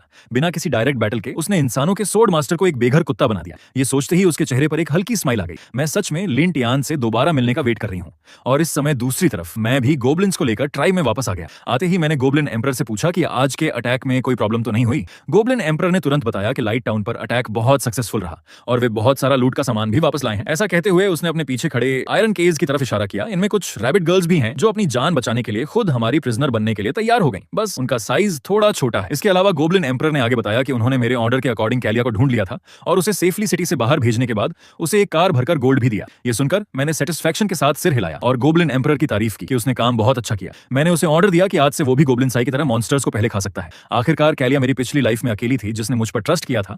उसे इस फाइट की जगह से दूर भेजना एक तरह से मेरा रिटर्न गिफ्ट था और मुझे यकीन है कि इस बार के बाद उस स्वॉर्ड सेंट्रेस को बहुत बड़ा झटका लगा होगा। इसलिए मैं एक बार फिर ड्रैगन आइलैंड पर गया और ड्रैगन मदर को थैंक्स कहा। अगर ड्रैगन मदर की हेल्प नहीं होती तो यह प्लान सक्सेसफुल नहीं हो पाता। ड्रैगन मदर के चेहरे पर स्माइल देखकर मैंने आगे कहा कि स्वॉर्ड सेंट्रेस को पूरी तरह से हराने के लिए मुझे ड्रैगन मदर के फ्लाइंग ड्रैगन्स की हेल्प की जरूरत पड़ती रहेगी ताकि वे लाइट टाउन को डिस्टर्ब करते रहें। तभी ड्रैगन मदर अचानक मेरे क्लोज आई, तो क्या मुझे बदले में कुछ गिफ्ट नहीं मिलना चाहिए? रोज इधर उधर फ्लाई करना बहुत थका देने वाला होता है। ये सुनकर मैंने अपने पीछे खड़े फैट कैटल की तरफ देखा और कहा कि ये सब आज ही फ्रेश काटे गए हैं। लेकिन मेरी बात पूरी होने से पहले ही ड्रैगन मदर ने मुझे पकड़कर किस कर लिया। कुछ देर बाद उसने मेरी तरफ एक अट्रैक्टिव लुक के साथ देखा। मुझे जो रिवॉर्ड चाहिए वो तुम हो, कैसा रहेगा? ऐसा कहते हुए ड्रैगन मदर ने मुझे जमीन पर पुश कर दिया और खुद मेरे ऊपर आ गई। हालांकि तुम मेरी दी हुई छोटी ड्रैगन गर्ल के साथ ऑलरेडी रिलेशन में हो, लेकिन मुझे कोई एतराज नहीं है, पर अगर तुमने अब मुझे रिजेक्ट करने की हिम्मत की तो मैं सच में गुस्सा हो जाऊंगी। इस पर मैंने तुरंत ड्रैगन मदर को एक्सप्लेन किया कि कोई गलतफहमी मत रखो, मुझे बस लगता है कि एक वीक गोब्लिन आप जैसी रॉयल ड्रैगन मदर के मैच का नहीं है। लेकिन ड्रैगन मदर की नजर में मैं कोई नॉर्मल गोब्लिन नहीं था। उसने मुझ में एक गोब्लिन किंग का पोटेंशियल देखा था और उनकी ड्रैगन रेस हमेशा से स्ट्रॉन्ग लोगों की रिस्पेक्ट करती आई है। इसलिए अपनी नेचर के अकॉर्डिंग वे सिर्फ स्ट्रॉन्ग लोगों के साथ रिलेशन बनाकर और भी स्ट्रॉन्ग ऑफस्प्रिंग पैदा करना चाहते हैं। ये बात सुनकर मैंने ड्रैगन मदर को अपनी बाहों में कसकर पकड़ लिया। तो फिर मैं इस ऑफर को मना नहीं कर सकता। कुछ समय बाद केव के अंदर से लगातार आवाजें आने लगी, जिससे केव के बाहर खड़ी दूसरी फीमेल ड्रैगन्स भी चिल्लाने लगी। ड्रैगन मदर के साथ 2.5 मिनट की फाइट के बाद सिस्टम ने मुझे हिंट दिया कि मेरी तीनों प्रॉपर्टीज बहुत ज्यादा बढ़ गई हैं। इसलिए मुझे ड्रैगन मदर के रेस्ट करने के टाइम का फायदा उठाकर छोटी ड्रैगन गर्ल को उठाना पड़ा और वहां से जल्दी निकलना पड़ा, क्योंकि ये ड्रैगन मदर सच में बहुत ज्यादा स्ट्रांग थी। अगर मेरी इस छोटी बॉडी को दोबारा रोक लिया जाता तो बहुत बड़ी प्रॉब्लम हो जाती। और जब ड्रैगन मदर जागी तो वो भी खुद को रोक नहीं पाई और मेरे लिए फिर से चिल्लाई। ट्राई में वापस आने के बाद मेरा पहला काम एल्वेन रेस के सभी एल्व्स को वहां से भगाना था। मेरा मोटिव जानकर कसांद्र और एल्वेन क्वीन बहुत शॉक हो गई। उन्हें समझ नहीं आ रहा था कि मैं उन्हें क्यों भगा रहा हूं। मैंने कहा कि अब ट्राइब के पास इंसानी प्रिजनर्स हैं, इसलिए अब एल्व्स को चाइल्ड बर्थ के मिशन को पूरा करने की कोई जरूरत नहीं है। अब मैं तुम्हें यहां से जाने की फ्रीडम दे सकता हूं। यह सुनकर बहुत से एल्व्स खुश भी नहीं हो पाए थे कि एल्वेन क्वीन के चेहरे पर दुख आ गया। वो चाहती थी कि कसांद्र अपने लोगों को लेकर चली जाए, जबकि उसने खुद यहीं रुकने का डिसीजन लिया। उसकी बात खत्म होते ही एल्वेन क्वीन ने मेरे सामने घुटने टेक दिए, क्योंकि उसकी नजर में मैं कोई नॉर्मल गोब्लिन नहीं था, इसलिए वो यहीं रुककर मुझे फॉलो करना चाहती थी। इस पर मैं भी मन ही मन एल्वेन क्वीन की इंटेलिजेंस की तारीफ करने लगा। वो इसलिए रुकना चाहती थी क्योंकि वो मुझे एल्वेन रेस का एक सपोर्ट बनाना चाहती थी। एल्वेन क्वीन का यह कदम देखकर कसांद्र के साथ बाकी सभी एल्व्स ने भी बिना किसी हेसिटेशन के घुटने टेक दिए और कहा कि वे भी अब नहीं जाएंगे। फ्यूचर में वे सिर्फ लीडर को ही फॉलो करेंगे। यह देखकर मेरे चेहरे पर एक गंदी स्माइल आ गई। आखिरकार एल्व्स का यूज इंसानों से कहीं ज्यादा था। उन्हें जबरदस्ती रोकने से बेहतर था कि एक छोटा सा प्लान बनाकर उन्हें खुद अपनी मर्जी से मेरे साथ जोड़ लिया जाए। इसलिए मैंने अपना सीना थपथपाते हुए उनसे कहा, जब तुमने रुकने का डिसीजन ले ही लिया है तो आज से हम सब एक फैमिली हैं। मैं तुम्हारी सेफ्टी की गारंटी देता हूं। एक सेटिस्फैक्टरी जवाब मिलने के बाद अब हीरो स्पीशीज के कल्टीवेशन को फास्ट करना जरूरी था। आखिरकार स्वॉर्ड सेंट्रेस सिर्फ टेम्पररी तौर पर गिरी थी।